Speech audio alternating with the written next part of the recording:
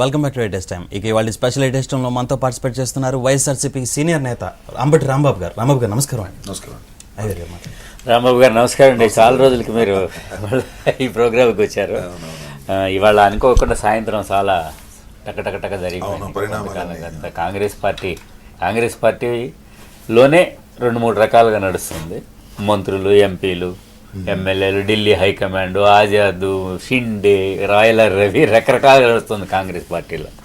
So ఇవాళ చూస్తే వరుసగా ఎంపీలు రాజీనామాలు చేస్తూ ఉన్నారు. మళ్ళీ సమరదీక్షలో కేసీఆర్ సమర సంఘం ఊహించాడు. మధ్యలో జానారెడ్డి గారేమో చాలా ఆవేదనతోటి బాధతోటి మాట్లాడాడు. సో ఇవంతా వరుసను చాలా డెవలప్మెంట్స్ వచ్చినాయి. మీరు ఎట్లా చూస్తున్నారు తెలంగాణ? అంటే ఒక కీలక దశకు వచ్చింది అనుకుంటున్నారా వైఎస్ఆర్ కాంగ్రెస్ పార్టీ నేతగా కానీ ఇతరత్ర కానీ? మీరు యాజ్ అన్ అబ్జర్వర్ కూడా ఒక తెలంగాణ ఇవ్వాల్సిన పరిస్థితి కానీ, లేకపోతే తెలంగాణ మీద ఏదో ఒకటి నిర్ణయించాల్సిన పరిస్థితి కానీ అనివార్యంగా కనబడుతుందా, లేకపోతే ఇలాగే సాగదీసే పరిస్థితి కనబడుతుంది? ఇది మనం మొట్టమొదటి నుంచి గమనించినట్టయితే తెలంగాణ క్లైమాక్స్కి వచ్చేసినట్టుగా కనపడుతూ ఉంది. మళ్ళీ జీరోకి వెళ్తా ఉంది. మీరు ఒకసారి చూసినట్లయితే రాజశేఖర రెడ్డి గారి మరణం తర్వాత డిసెంబర్ 9న ఆల్మోస్ట్ ఆల్ తెలంగాణ ఇచ్చేశారు అనేటువంటి ఫీలింగ్ వచ్చింది. మన తర్వాత అజాద్దే మళ్ళీ వెనక్కి వెళ్ళి శ్రీకృష్ణ కమిటీ అన్నాడు, శ్రీకృష్ణ కమిటీ వేశారు. నేను ఇవాళున్న మళ్ళీ 28వ తారీఖున మనం మాట్లాడుకుంటున్నాం కాబట్టి గత నెల 28వ తారీఖు ముందు ఉన్న పరిస్థితి ఇవాళ ఉన్న పరిస్థితిని ఒకసారి బేరీజ్ వేసుకుంటే నాకు తెలిసి షిండే అఖిలపక్ష సమావేశానికి నోటీస్ పంపకముందు, అంటే అన్ని పార్టీలు పిలవక ముందు ఒక రకమైన వాతావరణం వచ్చింది.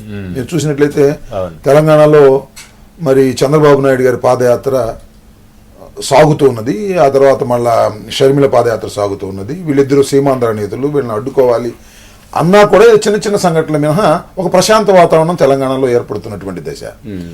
ఆ దశ నుంచి ఒక్కసారిగా ఇవాళ ఒక ఉధృతమైనటువంటి ఉద్వేగభరితమైనటువంటి ఒక అలజడి, ఒక అశాంతికి దోవతీస్తున్నటువంటి భయం ఏర్పడింది ఇవాళ. దీనికి ప్రధానమైన కారణం ఎవరు అంటే ఇవాళ కేసీఆర్ని కానీ లేదా తెలంగాణ వాదుల్ని కానీ ఉండవల్లి అరుణ్ కుమార్ గారు సమావేశం పెట్టి తిట్టాడని అనుకున్నా, ఒకవేళ వాడనేది నిజమైనా, లేదు ఇవాళ కేసీఆర్ సీమాంధ్ర నాయకులందరినీ తిట్టినా ఇవాళ వరకు దీనికి టోటల్గా బాధ్యత వహించాల్సింది కాంగ్రెస్ పార్టీ అన్న అభిప్రాయం. మొన్న పోయిన నెల 28వ తారీఖు సమావేశం పెట్టకపోయినా పెట్టినప్పుడు అందరూ ఇదంతా ఉత్తుత్తి మీటింగు, దీనిలో సిన్సియారిటీ లేదు, ఇదంతా పనికిమాలిన మీటింగు అని కేసీఆర్ కూడా అంటే షిండే ఏమన్నా అంటే ఇది పనికిమాలిన మీటింగ్ కాదు, ఇది చాలా సీరియస్ మీటింగు. ఒక విధంగా చెప్పాలంటే ఇదే చివరి మీటింగు. 28వ తారీఖు అంటే నెల రోజుల మేము స్పష్టమైనటువంటి ప్రకటన చేయబోతున్నాము అనే కాన్ఫిడెన్స్ క్రియేట్ చేశాడు. ఏదో ఉత్తుత్తి మీటింగ్ అని అందరూ అనుకుంటున్నారేమో, అలా కాదు అని డైరెక్ట్ గా చెప్పకపోయినా చివరి మీటింగ్ ఇది, ఇక చర్చలు లేవు, 28వ తారీఖున మేము స్పష్టమైన ప్రకటన చేయబోతున్నాము అంటే తెలంగాణ వాళ్ళందరూ ఏమనుకున్నారంటే తెలంగాణ 28వ తారీఖున ఇచ్చేస్తున్నారు అని తెలంగాణ వాళ్ళు అనుకున్నారు. సమైక్య రాష్ట్రంలో ఉన్న వారు ఏమనుకున్నారంటే తెలంగాణ ఇవ్వము, దేశ సమగ్రతను కాపాడటానికి ఇందిరాగాంధీ గారు ఏ విధంగా చేశారో ఆ విధానమే మాది అని అంటారని ఆంధ్ర రాయలసీమకు సంబంధించిన వాళ్ళు అనుకున్నారు. ఇలా అనుకున్నారని కాము ఊరుకుంటే సరిపోయేది, లేదు తెలంగాణ ఇవ్వబోతున్నాం అనేటువంటి ఒక పీలర్స్ కాంగ్రెస్ పార్టీ పంపించింది. జల వివాదాల మీద చర్చ జరుగుతున్నది, ఇక్కడ శాంతి భద్రత మీద చర్చ జరుగుతుంది అంటే ఇవ్వబోతున్నారు కాసుకోండి, సీమాంధ్రలో ఉన్నటువంటి పెద్ద మనుషులందరూ కూడా మేము ఇస్తున్నాం, మీరు ఏమైనా చేయగలిగితే ఇప్పుడే చేయండి అనేటువంటి మాటలు కూడా మాట్లాడారు. మీరు అసలు ఉద్యమాలు ఏం చేశారని నగరపాటి రాజగోపాల్ గారిని వీళ్ళందరూ అన్న తర్వాత నగరపాటి రాజగోపాల్ వచ్చి ఉద్యమానికి పురికొల్పడానికి ప్రయత్నం చేశాడు. టోటల్ గా ఉన్నటువంటి రాష్ట్రం అంతా కూడా అలజడి పాలు కావడానికి, అక్కడ ఇక్కడ అశాంతి కావడానికి ప్రధానమైనటువంటి కారణం కాంగ్రెస్ పార్టీ. ఆ రోజున డిసెంబర్ 9 ప్రకటన గాని, మొన్న షిండే సమావేశం గాని, ఆ తర్వాత జరిగినటువంటి పీలర్స్ కానీ వీటన్నిటికీ బాధ్యత వహించవలసింది ఖచ్చితంగా 100% కాంగ్రెస్ పార్టీ అని నేను నమ్ముతా ఉన్నా. సరే ఈ దశ నుంచి తెలంగాణ ఇచ్చేస్తా, చాలా మంది అడుగుతున్నారు తెలంగాణ ఇచ్చేస్తారా ఏమన్నా రామారావు గారు మీకు ఏమైనా తెలుసా అని, లేదా మిమ్మల్ని కూడా అడుగుతుంటారు. నాకు ఇప్పుడు ఉన్న కాంగ్రెస్ పరిస్థితి ఎట్లా ఉందంటే తెలంగాణ ఇస్తే ప్రభుత్వం పడిపోద్ది, తెలంగాణ ఏమో రాష్ట్రాన్ని సమైక్యంగా ఉంచుతామంటే ప్రభుత్వం పడిపోద్ది, మేము ఆలోచిస్తున్నాము అంటే ఆశతో ఇద్దరు అటు చూస్తున్నాం, అందువల్ల మేము ఆలోచిస్తున్నాము ఇంకా చర్చలు జరుపుతున్నాం అని మళ్ళీ మొదలుకు వచ్చారు. డిసెంబర్ 9 తర్వాత జరిగిన పరిణామాల తర్వాత శ్రీకృష్ణ కమిటీకి ముందు ఏ విధమైన పరిస్థితి వచ్చిందో మళ్ళా కాంగ్రెస్ పార్టీ అదే పరిస్థితి తీసుకొచ్చింది. ఇంతవరకు కాంగ్రెస్ పార్టీ తన అభిప్రాయాన్ని ఇంతవరకు చెప్పలా. నేనేమో కాంగ్రెస్ పార్టీ అభిప్రాయం ఆజాద్ గారు అంటాడు, వెనకాల వచ్చి షిండే గారు చెప్తారంటాడు, షిండే గారు రాకోకుండా నోటు పంపుతాడు. సో ఇదంతా ఒక విధంగా చెప్పాలంటే ఆంధ్ర రాష్ట్రంలో ప్రజలతో కేంద్ర ప్రభుత్వం చెలగాటమాడుతా ఉన్నది, కాంగ్రెస్ పార్టీ చెలగాటమాడుతుంది. నేను కేసీఆర్ గారు అన్న కొన్ని మాటలకు అంగీకరిస్తా. కాంగ్రెస్ పార్టీ ఇవాళ చెలగాటమాడేటువంటి పరిస్థితి చేస్తా ఉన్నది, తెలంగాణ ప్రజలను ఇబ్బంది పెడతా ఉందని అనుకుంటున్నాడు. తెలంగాణ ప్రజలనే కాదు, రాష్ట్రంలో ఉన్న తెలుగు వాళ్ళందరినీ ఇబ్బంది పెడతా ఉన్నది. తెలంగాణ వచ్చేసిందని అక్కడ రియల్ ఎస్టేట్ పీపుల్ అందరూ కూడా అయ్యో తెలంగాణ వచ్చేస్తుందని రేట్లు పెంచడానికి వాళ్ళు ప్రయత్నం చేస్తే మనం రాబోయేటప్పటికి వాళ్ళని రాసిపడే పరిస్థితి ఏర్పడుతుంది. ఈ విధమైనటువంటి ఒక కన్ఫ్యూజన్ స్టేట్ని, గందరగోళమైన స్టేట్ని ఇవాళ రాష్ట్రంలో ఏర్పాటు చేయడానికి పూర్తిగా బాధ్యత వహించవలసింది కాంగ్రెస్ పార్టీ అని నేను అనుకుంటున్నా. దానికి టీఆర్ఎస్ కానీ కాంగ్రెస్ కానీ కాదు, ఇవాళ 3 కాంగ్రెస్ ఉన్నాయి, ఢిల్లీ కాంగ్రెస్, తెలంగాణ కాంగ్రెస్, అలాగే సీమాంధ్ర కాంగ్రెస్. ఈ సీమాంధ్ర కాంగ్రెస్ తెలంగాణ కాంగ్రెస్ ఉసిగొలిపేది మన ఢిల్లీ కాంగ్రెస్ అవుతాం. తెలంగాణ కాంగ్రెస్ లో కూడా ఎంపీల కాంగ్రెస్, మంత్రుల కాంగ్రెస్, వాళ్ళు దే ఆర్ ఇన్ కన్ఫ్యూజన్. అదే టోటల్ అందరూ కన్ఫ్యూజన్ లో ఉన్నారు.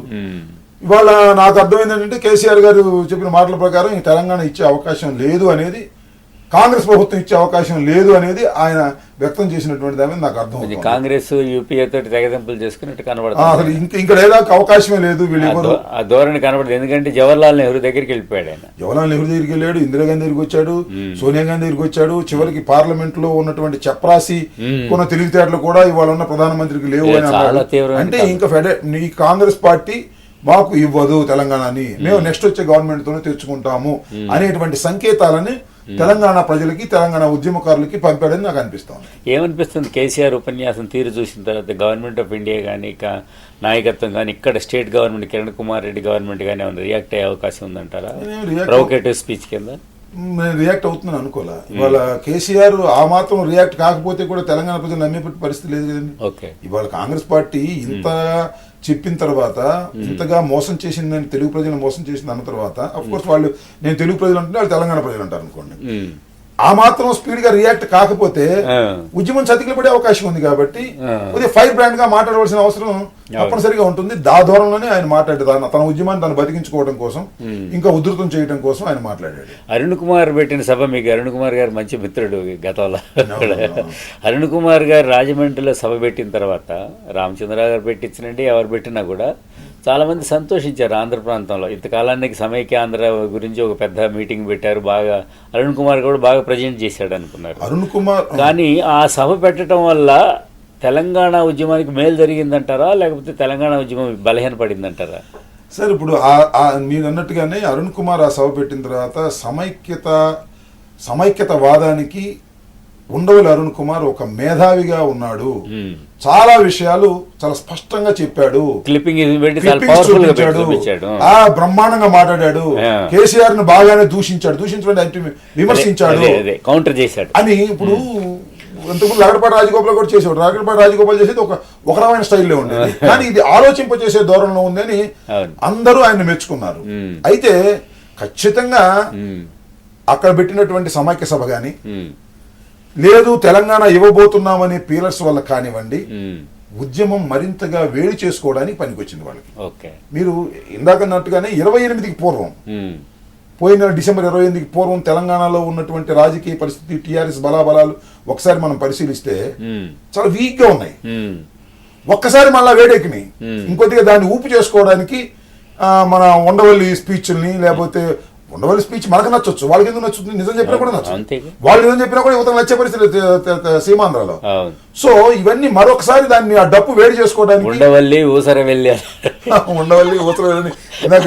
ఉండవల్లి కూడా ప్రాస బాగుందని కలుపుతున్నాను, నన్నెందుకు ఊసర వెళ్ళి అవుతాను నేను, అప్పటి నుంచి ఇప్పుడు దాకా ఒకే పార్టీలో ఉన్నాను అని అన్నాడు. కాకపోతే ఆయన అభిప్రాయాలు మార్చుకున్నాడు అనేది, అభిప్రాయాలు మార్చుకుంటున్నాడు అని వాళ్ళ ఉద్దేశం అనుకోండి. ఏదేమైనా అంత పరుష పదజాలం ఉపయోగించవలసినటువంటి పరిస్థితికి దారి తీసినటువంటి పరిణామాలు కాంగ్రెస్ సృష్టించిందనే నా అభిప్రాయం. ఇవాళ జరిగినటువంటి పరిణామాలు ఇంతకుముందు జరగచ్చు. డిసెంబర్ 9 ఒక్క మాట ఐవీఆర్ గారు మీ అందరికీ తెలుసు, డిసెంబర్ 9కి ముందు డాక్టర్ రాజశేఖర రెడ్డి గారు రెండోసారి ముఖ్యమంత్రిగా అయ్యే సమయానికి తెలంగాణలో ఎలా ఉంది పరిస్థితి, ఆంధ్రాలో ఎలా ఉంది పరిస్థితి, అలజడులు ఉన్నాయా, తెలంగాణ ఉద్యమం పెరుగుతుందని ఎవరైనా భావించారా? ఏ స్థాయికి వెళ్లిపోయారు? 10 సీట్లకు పరిమితం అయిపోయినటువంటి కేసీఆర్ ఇవాళ ఎక్కడ నిలబడితే అక్కడ గెలుస్తున్నాడు. కారణం నేను చెప్పండి, ఉండవల్లి సభ లాంటివి, లేదు మన లగడపాటి రాజగోపాల్ గారి లాంటి వాడి సూడి మాటలు, లేదు డిసెంబర్ 9 తర్వాత వచ్చినటువంటి ప్రకటన, ఇవన్నీ కూడా అతన్ని మరింత బలవంతుని చేశాయి. తెలంగాణ వాదాన్ని మరింతగా బలంగా చేశాయి. తెలంగాణ వాదం అంటే ఏంటి? రాబోతుంది తెలంగాణ అనేటువంటి ఒక ఆశని పూర్తిగా కల్పించడంలో సక్సెస్ అయింది కాంగ్రెస్ పార్టీ. దాన్ని చెడగొట్టడం కానీ ఇవ్వకపోవడం కానీ చేయడం అనేది తప్పు అనేటువంటి భావన చాలా మంది కలుగుతాం. తెలంగాణలో మేధావులు కూడా తెలంగాణ వస్తే వస్తుంది లేకపోతే లేదు అనుకునే వాళ్ళు కూడా ఇస్తా అన్నారు కదా, ఏంటి మళ్ళీ ఎగ్గొట్టడం ఏంటి? ఎగ్గొట్టడం కన్నా కూడా సీమాంధ్ర అవి చెడగొట్టేస్తున్నారు, వీళ్ళు లాబింగ్ చేస్తున్నారు, డబ్బులు ఇస్తున్నారు, ఇలాంటి అపప్రదమైనటువంటి మాటలు మాట్లాడే దశకి పోవడానికి నేను టోటల్గా ఈ ఎపిసోడ్ అంతా కూడా 100% కాంగ్రెస్ పార్టీ బాధ్యత వహించి తీరాలి. నాకు తెలిసినంత కాంగ్రెస్ పార్టీ దీనికి మూల్యం చెల్లించక తప్పదు. ఆంధ్ర రాష్ట్రంలో ఓకే, తెలుగు ప్రజలు దానికి మూల్యం కడతారు కూడా తప్పదు. కేసీఆర్ చేసిన ఉపన్యాసంలో ఇంకొక ముఖ్యమైన పాయింట్ ఏంటంటే సాయంత్రం ఇవాళ చాలా ఫైర్గా ఉంది. చాలా కాలం తర్వాత మెడ్రాసు నుంచి ఆంధ్రులు వేరే రాష్ట్రం పోవడానికి వెళ్ళినప్పుడు రాజగోపాలాచారిని ఆయన నామాల నల్లాడు అన్నారు వీళ్ళు ఆంధ్ర వాళ్ళు. ఆయన కోపం పెట్టుకొని అక్కడ ప్రొక్లమేషన్ రాగానే ఆంధ్రప్రదేశ్ ఏర్పడుతున్న నోటిఫికేషన్ రాగానే ఆంధ్ర రాష్ట్రం ఏర్పాటు చేస్తున్నట్టుగా మీరు ఆంధ్ర కుక్కల్లారా 24 గంటల్లో మద్రాసు ఖాళీ చేసి వెళ్ళిపోండి అని అన్నాడు ఆయన. అని గుర్తు చేస్తున్నాడు. ఇవాళ హైదరాబాద్ గురించి మీరు ఇలా మాట్లాడుతున్నారు, అది గుర్తు చేసుకోండి అని గుర్తు చేశాడు. ఎట్లా దాని గురించి ఎట్లా మీరు అంటే ఇది కొంచెం ఆ ఉదాహరణ చూపించి ఇక్కడ వాళ్ళని తెలంగాణ వాళ్ళని రెచ్చగొట్టడమో ఆంధ్ర వాళ్ళని కించపరచటమో అనేది ఈ ఉద్యమంలో ఏ విధమైన లాభాన్ని టీఆర్ఎస్ గాని తెలంగాణ ప్రజలకు గాని తీసుకొచ్చే అవకాశం లేదండి. ఉండవల్లి అరుణ్ కుమార్ చెప్పిన ఒకానొక అంశాన్ని అందరూ గమనించాలి. రాజధాని వారి ప్రాంతంలో పెట్టుకొని మాకు ప్రత్యేక రాష్ట్రం రాజధానితో పాటు కావాలి అని జరుగుతున్నటువంటి ఉద్యమాల్లో ఇంతవరకు ఎక్కడా అలా జరగలేదు, ఇదే ప్రథమం అని అన్నాడు. It is true. ఆ రాజధాని అనేది ఇవాళ ఇష్యూ కాకపోతే ఫర్ ఎగ్జాంపుల్ సీమాంధ్ర వాళ్ళందరూ కలిసి మాకు ప్రత్యేక రాష్ట్రం కావాలి అని అడిగి ఉంటే పక్కన ఇచ్చేసిండే వాడు. అంతేగా ఇక్కడ చిత్రమైన విషయం ఏంటంటే సీమాంధ్ర వాళ్ళేమో మాకు వద్దంటున్నారు మెజారిటీ, ఇక్కడేమో కావాలంటున్నారు, రాజధాని దానిలో ఉంది. అదే కీలకమైన అంశం అనేది మన రాజగోపాల్ రెడ్డి గారు కూడా చెప్పడం జరిగింది, ఇప్పుడు కూడా చెప్పారు. సో ఇది కీలకమైనటువంటి అంశం. సరే దీన్ని వదిలేసి ఆ రాష్ట్రం ఈ రాష్ట్రం ఇచ్చి దీన్ని ఉమ్మడి రాజధానిగా చేయటమా లేక దీన్ని ఒక ప్రత్యేకమైనటువంటి టెరిటరీగా చేయటమా అంటే అది దానికి తెలంగాణ అంగీకరించే పరిస్థితులు దిగో ప్రాబ్లమ్స్ వచ్చేస్తాయి. హైదరాబాద్ మా గడ్డ అంటారు, నిజంగా హైదరాబాద్ వాళ్ళ గడ్డ, దానిలో సందేహం లేదు కదా. హైదరాబాద్ వాళ్ళ ప్రాంతం, హైదరాబాద్ రాజధానిగా వచ్చిందని మన ప్రాంతం అని మేము భావిస్తున్నాం. సో ఇవాళ అక్కడ అప్పుడు ఆ రోజున ఆయన కుక్కలారా వెళ్ళిపోండి అన్నారనేటువంటి అంశాన్ని ఇక్కడ తీసుకొచ్చి ఈ సందర్భంలో అనడం అంటే నువ్వు ప్రత్యేక రాష్ట్రాన్ని సాధించడం కోసం సిన్సియర్ గా ప్రయత్నం చేస్తున్నావా లేక సీమాంధ్ర నాయకుల్ని దూషించడం ద్వారా వాళ్ళని రెచ్చగొట్టడం ద్వారా సీమాంధ్ర ప్రాంతంలో ఒక సమైక్యత వాదాన్ని మరింతగా బలపడే ఉద్యమంగా నువ్వు సహాయం చేస్తున్నావు కూడా ఒకసారి ఆత్మవిమర్శ చేసుకోవాల్సినటువంటి అవసరం ఉంది. ఇవాళ నిజానికి కేసీఆర్ గారు అన్నట్టు మరి తెలంగాణ వాళ్ళు అన్నట్టు సీమాంధ్రలో పెద్ద బ్రహ్మాండమైనటువంటి ఉద్యమం లేదనేది 100% వాస్తవం. ఎందుకు లేదు? బ్రహ్మాండమైనటువంటి ఉద్యమం, రాష్ట్రం కలిసి ఉంది, విడిపోతుందని అనుకోవడం లేదు, అందుకని ఉద్యమం లేదు. ఇక రాష్ట్రం కలిసి ఉంది, మాకు కావాలనుకుంటున్నారు కాబట్టి వీళ్ళు ఉద్యమం చేస్తున్నారు. ఒక ఇచ్చేస్తాము అని ఒక మాట అంటే అక్కడ ఉద్యమం స్టార్ట్ అయ్యే అవకాశం లేదని అనుకోవడం చాలా పొరపాటు. ఇట్లా భిన్న ప్రాంతాలు ఒక చర్చకు రావడం వచ్చే పరిస్థితితో లేదా ఇద్దరు కలిసే పరిస్థితితో లేకపోవడం చాలా దురదృష్టకరం. కలిసేటటువంటి అవకాశం లేకోకుండా కూడా కాంగ్రెస్ పార్టీ చేస్తున్నది. చర్చలను పిలుస్తారు, ఒక పార్టీ నుంచి ఇద్దరు రమ్మంటారు, ఒక నాటకాలు ఆడేటువంటి పరిస్థితి, ఎన్నికల్లో సీట్లు గెలుచుకోవాలనే పరిస్థితి అన్ని పార్టీలకు ఉంటుంది. మాకుంటుంది, టీఆర్ఎస్ ఉంటుంది, మరొక పార్టీకి ఉంటుంది, మరొక పార్టీకి ఉంటుంది. కానీ ప్రధానంగా ఎన్నికలు సీట్ల మీదే మేము ఆలోచన చేస్తాం తప్ప రాష్ట్ర ప్రజల మనోభావాల మీద ఏ విధమైన ఆలోచన చేయము అనేటువంటి భావన వెళ్ళడం మాత్రం చాలా దురదృష్టకరంగా భావించారు. కాంగ్రెస్ పార్టీ టీఆర్ఎస్ మామూలుగా కలుసుకుంటాయి, విలీనం అయిపోతుంది. సో మాకు 16 సీట్లు 17 సీట్లు వస్తాయి తెలంగాణలో, మొత్తం ఏదో ఎంఐఎం ఒకటి తప్ప మిగతా అన్నీ మాకే వస్తాయి అని వైలర్ రవి గారు కూడా చెప్పినట్టుగా కొంత వచ్చింది. తెలంగాణలో మాకు వస్తుంది, మీరేమి ఇస్తారు మాకు ఆంధ్ర అని క్వశ్చన్ చేసినట్టుగా వచ్చింది. జనరల్కి కూడా చంద్రశేఖర్ గారు కూడా విలీనము చేస్తానన్నా కూడా మమ్మల్ని కాంగ్రెస్ పార్టీ పట్టించుకోలేదు, తోసేసిందని చెప్తూ కంప్లైంట్ చేస్తున్నాడు. ఇవాళ కూడా అదే మాట మాట్లాడారు. సో కాంగ్రెస్ పార్టీ టీఆర్ఎస్ విలీనం జరిగే అవకాశం ఉందంటారా? ఇవాళగా తెలియదు, ఎందుకంటే రాజకీయ ప్రయోజనం లేకుండా, తనకేమి రాజకీయంగా లేకుండా రాజకీయ నిర్ణయం తీసుకోలేదు కదా విలీనం జరుగుతుందంటారా? లేకపోతే కాంగ్రెస్ తెలంగాణ పార్టీలు మేమే తెలంగాణలో తెచ్చాము అనేటువంటి ప్లాంక్ మీద పరస్పరం పోటీ పడే అవకాశం ఉందా? పడితే వైఎస్ఆర్ కాంగ్రెస్ పార్టీ పరిస్థితి ఏంటి? నేను అనుకోవటం కాంగ్రెస్ పార్టీ అధిష్టాన వర్గం కానీ కాంగ్రెస్ పార్టీ కేంద్ర పార్టీ కానీ ఇలాంటి మాటలను పెద్ద లెక్క చేసి కాంప్రమైజ్ కాకుండా ఉంటారని నేను అనుకున్నాను. అంతేనా? సీట్ల కోసం రేపు ఆంధ్ర రాష్ట్రంలో ఉన్న 42 సీట్లలో 33 సీట్లు వచ్చే అవకాశం వాళ్ళకి లేనే లేదు. ఇవాళ యాజ్ ఇట్ ఈస్గా ఇదే పరిస్థితి కొనసాగితే 1 or 2 సీట్స్ కూడా కష్టమైనటువంటి పరిస్థితి ఉన్నది. ప్రత్యేక తెలంగాణ ఇవ్వాలని అనుకోవడానికి కూడా ప్రధానమైనటువంటి కారణం ఇవాళ ఆలోచన కూడా ఇందాక మీరు వాయిలార్ రవి గారు అన్నట్టుగా ఇక్కడ ఉన్నటువంటి సీట్లలో ఇక్కడ ఎన్నో 16 సీట్లు ఉన్నాయి. ఈ 16 సీట్లలో తెలంగాణ ఇచ్చేస్తే కేసీఆర్ టీఆర్ఎస్ ని విలీనం చేస్తే ఎలక్షన్ 1-sided గా ఉంటుంది. ఎందుకంటే టీఆర్ఎస్ ఏదైతే పోరాడిందో ఆ పార్టీ మాతోనే ఉంటుంది, ఇచ్చిన వాళ్ళు మేము ఇక్కడే ఉన్నాం. కాబట్టి ఈసారికి మమ్మల్ని గెలిపించడంటే ఈ 16 సీట్లలో వారు అనుకున్నవి కాకపోయినా మెజారిటీ సీట్లు రావడానికి అవకాశం ఉందని ఎవరైనా అంగీకరించక తప్పదు. ఒకటి ఎంఐఎం మీద తీసేస్తే మిగతా ఉన్న 16లో మెజారిటీ సీట్లు వచ్చే అవకాశం ఉందనేది 10 సీట్లు 8 సీట్లు 9 సీట్లు 11 సీట్లు వస్తాయనే అవకాశం ఉంది. ఇవాళ కాంగ్రెస్ పార్టీకి 11 సీట్లు వచ్చేటటువంటి పరిస్థితి లేనప్పుడు అలా చేయటం వల్ల ఒక 11 సీట్లు వస్తే ఆ 11 సీట్లు ఆ 11 సీట్లు తీసుకోమన్నట్టు ఆ 11 సీట్లు నాకు అర్థం కాదు. ఆ 11 సీట్లు వస్తాయని అనుకున్నప్పుడు బహుశా సహజంగానే ఇవ్వచ్చు, సహజంగానే ఇచ్చి వాళ్ళని విలీనం చేసుకునే ప్రయత్నం చేయడం ద్వారా రాజకీయంగా లబ్ధి పొందొచ్చు. దీని వెనుక కూడా ఈ రకమైన ఆలోచన ఉండబట్టే మొన్న తెలంగాణ ఇవ్వబోతున్నామనే సంకేతాలు పంపించారు. ఇవ్వబోతున్నామనే సంకేతాలు పంపించిన తర్వాత వాళ్ళు రియాక్ట్ అయ్యారు. వాళ్ళు రియాక్ట్ అయిన తర్వాత మళ్ళీ ఏం చేయాలో అర్థం కానటువంటి గందరగోళమైన పరిస్థితి. ఇవాళ కేసీఆర్ ఖచ్చితంగా కాంగ్రెస్ పార్టీని ఛాలెంజ్ చేస్తున్నారు. ఒక విధంగా చెప్పాలంటే ఛాలెంజ్ అంటే నిజంగా ఛాలెంజ్ అని కాదు, బిలిటరల్ కాదు. బట్ కాంగ్రెస్ పార్టీ ద్రోహం చేసినది తెలంగాణ జేఏసీ కూడా అదే నిర్ణయం తీసుకుంది. కాంగ్రెస్ పార్టీ అనేది కాంగ్రెస్ పార్టీ ఖచ్చితంగా ఐసోలేట్ అయింది. మిగతా ఇంతకాలంగా లేని పరిస్థితి ఫస్ట్ టైం అయినప్పుడు కాంగ్రెస్ పార్టీని ఖచ్చితంగా ఛాలెంజ్ చేస్తున్నారు కేసీఆర్. నేను విలీనం చేస్తానన్నా కూడా నన్ను పక్కన పెట్టేసి కాంగ్రెస్ పార్టీ ట్రై చేస్తుంది. అంటే రాజకీయంగా నన్ను దెబ్బతీయడానికి ట్రై చేస్తుంది, లేకపోతే తెలంగాణ ఇవ్వకుండా కూడా తప్పించు, లేదని ఇచ్చి తన రాజకీయంగా ఇలాంటి రకరకాల అభిప్రాయాలు అనుమానాలు కలుగుతున్నాయి. ఇలాంటి పరిస్థితుల్లో ఎట్లా మీరు ఏం చూస్తున్నారు? కాంగ్రెస్ టీఆర్ఎస్ మధ్య సంబంధాలు ఎలా ఉండబోతున్నాయి? కాంగ్రెస్ టీఆర్ఎస్ తనతో కలిసి వచ్చే వరకు తన ఇష్ట ప్రకారము చిరంజీవి లాగా విలీనం కంప్లీట్గా బేషరతుగా విలీనానికి ఒప్పుకొని లేకపోతే బహిరంగంగా చెప్పే వరకు తెలంగాణను ఆపి పెడుతుందంటారా?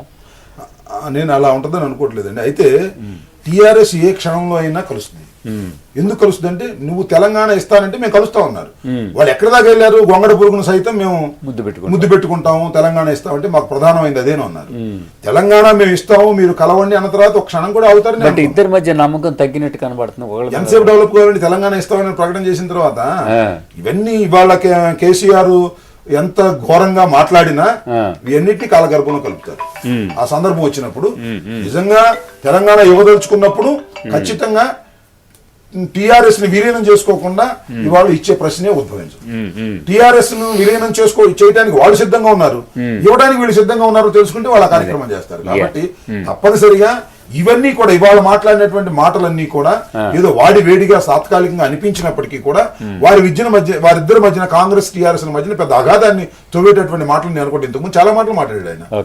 ఒకసారి మనకి సిరిసిల్ల ఎమ్మెల్యే కేటీఆర్ గారు ఫోన్ లో ఉన్నారు. కేటీఆర్ గారు నమస్కారం అండి. నమస్తే అండి. నేను నా అంతకు నేను చొరవ తీసుకుని ఫోన్ చేయడానికి ఒకే ఒక కారణం. వెంకట్రావు గారు నమస్తే అండి. నమస్తే, చెప్పండి. థ్యాంక్ యూ అండి ఫర్ కమింగ్. చెప్పండి మీ అభిప్రాయం చెప్పండి. ఒకే ఒక విషయం మీ డిస్కషన్ నేను చాలా క్లీన్ గా ఫాలో అవుతా ఉంటాను ఎప్పుడు కూడా. రాంబాబు గారితో మీ డిస్కషన్ కూడా చూస్తా ఉన్నాను, అందుకే కాల్ చేశాను. ముందు రాజగోపాల్ రెడ్డి గారితో కూడా చూసారా? చూసాను. అయితే ఒకటే విషయం ఇప్పుడు ఏంటంటే ఇప్పుడు మీరు ఒక విషయంలో ఒక మాట అన్నారు. ఈ దేశంలో ఇదివరకు ఎప్పుడు కూడా రాజధానిగా ఉన్న ఏ ప్రాంతం కూడా ఒక రాష్ట్రంగా ఏర్పడలేదు, ఇది మొదటిసారి. అరుణ్ కుమార్ చెప్పాడు, అది వాస్తవం అని మీ ఇద్దరు కూడా అన్నారు. అది కరెక్ట్ కాదండి, అది మీరు ఒకసారి కరెక్ట్ చేసుకోండి. ఎందుకంటే ఇదివరకు అస్సాం నుంచి మేఘాలయ ఏర్పడ్డప్పుడు షిలాంగ్, అప్పుడు Assam combined government Shillong capital అండి. అయితే మేఘాలయ ఏర్పడ్డప్పుడు మేఘాలయ షిలాంగ్ తో కూడా ఏర్పడింది, మేఘాలయ షిలాంగ్ క్యాపిటల్ గా ఏర్పడింది. ఆ తర్వాత అస్సాం కొత్త రాజధాని కట్టుకుంది, త్రిశూర్ రూపంలో అస్సాం కట్టుకుంది. అంటే ఈ దేశంలో ఇది మొదటిసారి కాదు. ఒక రాజధానిగా ఉన్న ప్రాంతం వేరుపడతానని అడగడం, వేరుపడడం ఈ దేశంలో మొదటిది కాదు.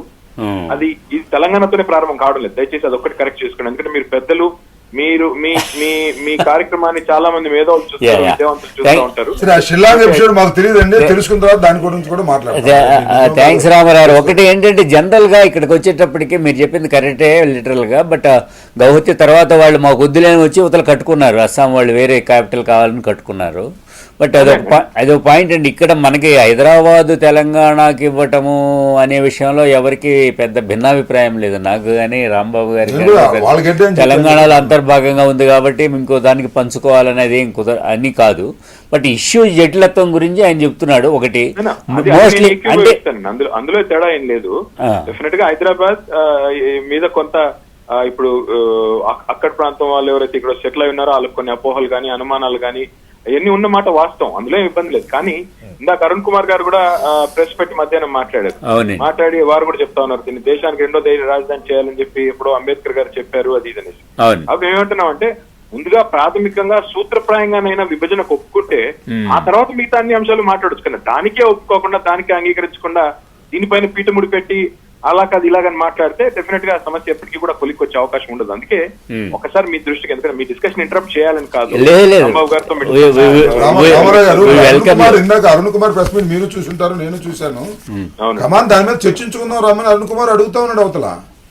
అంటే ప్రాబ్లం ఎక్కడంటే రాంబాబు గారు ఇప్పుడు అరుణ్ కుమార్ ఇందాక మీరు చక్కగా చెప్పారు. ఇప్పుడు ఎన్ని కాంగ్రెస్లు ఉన్నాయండి ఈ రోజు రాష్ట్రంలో, దేశంలో?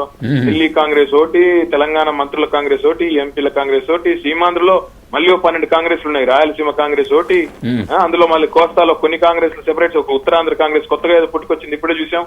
అంటే ఇన్ని రకాల వైరుధ్యాలు ఉన్న పార్టీతో ఎవరితో మాట్లాడతామండి? ఎవరన్నా బాధ్యత కలిగిన వ్యక్తుల్ని డెలిగేట్ చేసి ఫలానా వారితో మాట్లాడండి మేము విభజనకి సూత్రప్రాయంగా అంగీకరిస్తున్నాం అంటే చర్చలు చేసిన అర్థం. అదే చెప్పండి సార్. ఇప్పుడు అరుణ్ కుమార్ ఇందాక చెప్పినప్పుడు ఒక మాట అన్నాడు, చర్చలు లేనిదే డైలాగ్ లేనిదే ప్రజాస్వామ్యంలో డైలాగ్ లేకుండా సాధ్యపడదు. కాబట్టి మీరు అదే విషయాన్ని ఇప్పుడు ఉన్న కాంగ్రెస్ లో గందరగోళంగా ఉంది, మేము ఎవరితో చర్చించమంటారో చెప్పండి చెప్పొచ్చు. నేనేది ఏంటంటే అసలు చర్చలు, ఒక్క విషయం సార్, చర్చలు ఇప్పుడు చేయటానికి నేను వ్యతిరేకం. ఎందుకంటే ఇందాక మనం అనుకున్న, ఇందాక మేము అన్నది మీరు విన్నారు, ఇదే లాస్ట్ సమావేశం, ఇంకా సమావేశాలు ఉండవు అని షిండే కేంద్ర ప్రభుత్వానికి సంబంధించినటువంటి హోంమంత్రి చెప్పిన తర్వాత మళ్ళీ చర్చలు ఏముంటాయి? కానీ మళ్ళీ చర్చలు తెరదీశారు.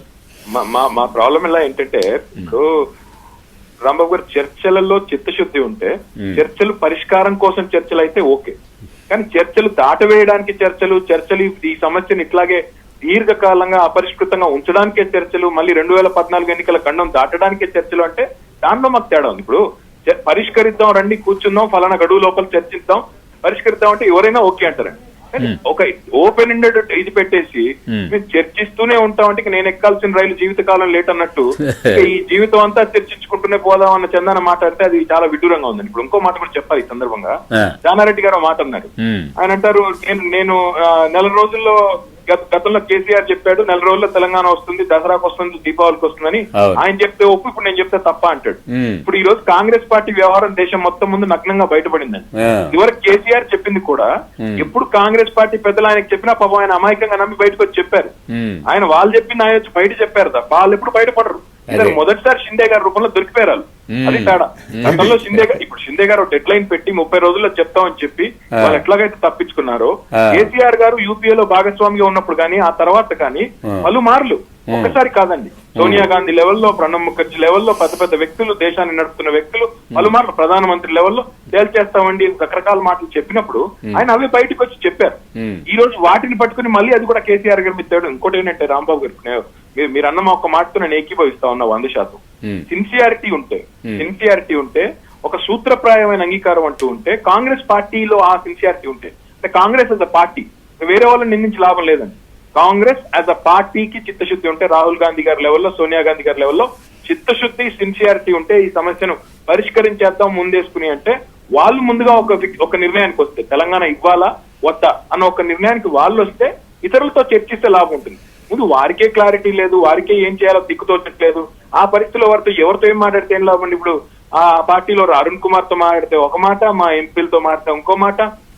దానివల్ల మేమన్నాం అంటే వాళ్ళు ముందుగా వాళ్ళ మైండ్ మేకప్ చేసుకుని అప్పుడు ఎవరిని చర్చలకు పిలిచినా అప్పుడు ఏమేమి ఉన్నాయి, ఎక్కడెక్కడ తేడాలు ఉన్నాయి, ఎక్కడెక్కడ అభిప్రాయ భేదాలు ఉన్నాయి, హైదరాబాద్ ఏంటి, నీళ్ల సమస్య ఏంటి మాట్లాడతానికి మేము సిద్ధం. అల్టిమేట్ గా అందరం కూడా మళ్ళీ కలిసి ఉండాల్సిన వాళ్ళం, రాష్ట్రంగా విడిపోయిన తర్వాత కూడా కలిసి ఉండాలని మేము కోరుకుంటున్నాం ప్రజలుగా. కాబట్టి మేము మాట్లాడటానికి సిద్ధం, చర్చలకు సిద్ధం. కాకపోతే తేడా ఏంటంటే సిన్సియారిటీ అనేది ఉండాలి. డెసిషన్ వస్తుంది, డెసిషన్ ఇస్తాం, తెలంగాణ ఇవ్వడమో ఇవ్వకపోవడం ఏదో తేల్చి చెప్తాం ఫలానా తారీఖు లోపల అంటే చర్చలకు కూడా సిద్ధం. ఇప్పుడు రామారావు గారు ఒకటి, జానారెడ్డి గారు నిన్న అన్నాడు నాకు సంతృప్తిగా ఉంది, నిజాయితీ కనబడుతుందని ఒక మాట అన్నాడు. దాని మీద కేసీఆర్ కొంచెం కోపం వచ్చింది, ఒక రకంగా మాట్లాడారు. ఇవాళ ఆయన ఏమంటాడంటే నాకు నమ్మకం ఉంది, కొంచెం ఓర్పు పడితే తెలంగాణ వస్తుందని నమ్మకం ఉంది, కాంగ్రెస్ పార్టీ తెలంగాణ ఇస్తుందని ఆయన ఒక రకంగా మాట్లాడుతున్నాడు. దాని మీద కేసీఆర్ గారు ఇందాక సమరదీక్షలో రియాక్ట్ అవుతూ జానారెడ్డిని మళ్ళా ఏదో ఒక మాట అంటూ సన్నాసి అనేది ఈయన అంటున్నాడు, రాజీనామా చేయరంట అనుకుంటూ మళ్ళీ దాని మీద విపరీతమైనటువంటి ఒక తీవ్రంగా ఉపన్యాసం చేశారు. ఏంటి మంత్రుల మీద కోపంగా ఉన్నాడా? ఎంపీలని రాజీనామాలని మీరు స్వాగతిస్తున్నారు అనుకోవాలా, లేదా మంత్రులు డిఫరెంట్గా బిహేవ్ చేస్తున్నారు అనుకోవాలా? మీరు అన్నట్టు 1, 2, 3 కాంగ్రెస్లు ఉన్నప్పటికీ కూడా తెలంగాణ వస్తుందని నమ్మకం అని జానారెడ్డి గారు మాట్లాడుతున్నారు. కేసీఆర్ అన్నటువంటి మాటలు నేను అన్నట్టు మాటలకు బాధపడుతున్నాను నేను, కానీ నేను కౌంటర్ చేయదలుచుకోలేదు, నాకు తెలంగాణ సాధన ముఖ్యమని అంటున్నాడు. ఇట్లా మీరు ఎంపీల రాజీనామాని ఎలా చూస్తున్నారు? జానారెడ్డి గారి నిజాయితీ నమ్మకాన్ని ఎలా చూస్తున్నారు? మీకెందుకు నమ్మకం కలగట్లేదు తెలంగాణ కాంగ్రెస్ ఇస్తుందని? అంటే ఎక్కడ సార్ అంటే ప్రాబ్లమ్, ఇప్పుడు నెల రోజుల్లో తేలుస్తామని సార్ కేసీఆర్ గడువు పెట్టలేదు, టీఆర్ఎస్ పెట్టలేదు, జేఏసీ పెట్టలేదు, వాళ్ళే పెట్టుకున్నారు. ఎవరు కేంద్ర ప్రభుత్వమే పెట్టింది, సాధికారంగా హోంమంత్రి రూపంలో పెట్టారు. దాన్ని మళ్ళీ వాళ్ళే ఈ రోజు అతిక్రమించి బేఖాతరు చేసి వాళ్ళకి అసలు ప్రజాస్వామ్యం పట్ల కానీ వాళ్ళ గౌరవం పట్ల కానీ ఆ హోంమంత్రి పట్ల కానీ గౌరవం లేదని తేల్చేశారు వాళ్ళే దాదాపుగా. మళ్ళీ ఇప్పుడు మళ్ళీ ఏదైనా గడువు పెట్టారండి, కొత్తగా ఏమన్నా పెంచారా అంటే ఓపెన్ ఎండెడ్ గా వదిలేశారు. ఇండెఫినెట్ నిరవధికం నిర్ణయం తీసుకోవడానికి ఏమీ అసలు సమయం అంటూ లేదు, గడువు అంటూ లేదని మాట్లాడుతా ఉన్నారు. అది మొదటి అభ్యంతరం. రెండోది, ఆ ప్రకటనకు అంత ఓపెన్ ఎండెడ్ గా అంత నిరవధికంగా చెప్పిన ప్రకటనకి జానారెడ్డి గారు సంతృప్తి చెందారనడం కూడా బాధాకరం ఒకటి. రెండోది, ఇక్కడ కాంట్రాస్టింగ్ అండ్ కంపేరింగ్ అండి. ఇప్పుడు సీమాంధ్ర ప్రాంతానికి సంబంధించిన మంత్రులేమో ఫర్ వాట్ ఎవర్ రీజన్స్, ఇప్పుడు మా గంటా శ్రీనివాసరావు గారి అయితే మరి అంబటి రాంబాబు గారు నేను పెట్టేసిన తర్వాత ఫోన్ పెట్టేసిన తర్వాత చెప్తారేమో వారికి వైఎస్ఆర్సీపీ టికెట్ గ్యారెంటీ అయిపోయింది కాబట్టి ఆయన చాలా దూకుడుగా మాట్లాడుతున్నారు అంటున్నారు. అది ఎంతవరకు ఆత్మ తెలియదు కానీ గంటా శ్రీనివాసరావు గారు అయితేనేమి, కాసు కృష్ణారెడ్డి గారు అయితేనేమి వాళ్ళేమో చిత్తుకాయతులతో సమానం మా పదవి పారేస్తామంటారు, చింతవతలు పారేస్తామని వాళ్ళు అంటారు. మా వాళ్ళు ఏమో రాజీనామా చేస్తామన్న ఒక మాట కూడా నోట్లోంచి రావడంలా. మా బాధ ఏంటంటే అది ఇప్పుడు తగిన సందర్భంలో చేస్తా ఉన్నారు. సరైన సమయంలో సరైన నిర్ణయం అనే మాట మేము విని విని విని మా చెవుల్లోంచి రక్తాలు వస్తున్నాయి సార్. ఏం చెప్తాం ఆ మాట అసలు. ఇప్పుడు కేటీఆర్ గారు వాళ్ళు చేయమని అంటలేదు, వాళ్ళు ఏమన్నారంటే ఇది సమయం కాదు, మాకు అధిష్టాన వర్గం మీద ఇంకా విశ్వాసం ఉన్నది, కాంగ్రెస్ పార్టీ నాయకత్వంలోనే తెలంగాణ వస్తుందని మేము విశ్వసిస్తున్నాము, కొద్దిగా ఓర్పుగా ఉంటే బాగుంటుంది అని అంటున్నారు. వారికి పదవులు ఉన్నాయి కాబట్టి వాళ్ళు ఓర్పుగా ఉంటారు సహజంగానే, ఎందుకంటే వాళ్ళు ఇవాళ రాజీనామా చేసి బయటికి రావాల్సినటువంటి పరిస్థితి ఉన్నది, లేదంటే ఇంకా వెయిట్ చేస్తున్నామని అంటున్నారు. పదవులకు రాజీనామా చేయము, మేము పదవులను అంటిపెట్టుకుంటున్నాము అని అట్లా చిత్తుకాయుతంతో సమానమని చెప్పినటువంటి మా సీమాంధ్ర ఎంపీలు కానీ లేదా ఎమ్మెల్యేలు కానీ లేదా మంత్రులు కానీ చేయాల్సి వచ్చే సమయానికి ఎలా ప్రవర్తిస్తారో కూడా మనం ఆలోచించుకోవాలి. కాంగ్రెస్ పార్టీలో కానీ పదవి వదిలేటప్పుడు కానీ మనం చాలా వింత వింత ధోరణులు చూస్తున్నటువంటి సందర్భాలు చాలా కనిపిస్తున్నాయి ఈ 5 సంవత్సరాల కాలంలోనే. అయితే ఒక్క మాట అండి రాంబాబు గారు, ఒక్క మాట. ఇందాక మీరు మాట అన్నారు, కాంగ్రెస్ పార్టీ ఈసారి దాదాపుగా రాష్ట్ర వ్యాప్తంగా కూడా తెలంగాణ ఇచ్చేసామనే ఒక భావన కల్పించింది అన్నారు. అది వాస్తవం. 99% మంది తెలంగాణ ప్రజలు ఈసారి తెలంగాణ అయిపోయిందని విశ్వసించారు, గట్టిగా నమ్మారు. ఎందుకంటే ఆ రకమైన పరిస్థితులు, సిఎస్ ని పిలవడం, డీజీపీని పిలవడం, నీటి వివాదాలేంటి, శాంతి భద్రతలేంటి అంటూ బాగా చర్చించడం, లోతుపాతుల్లోకి వెళ్ళడం, ఎన్ని చూసిన తర్వాత ఒక అభిప్రాయం కలిగిన మాట వాస్తవం.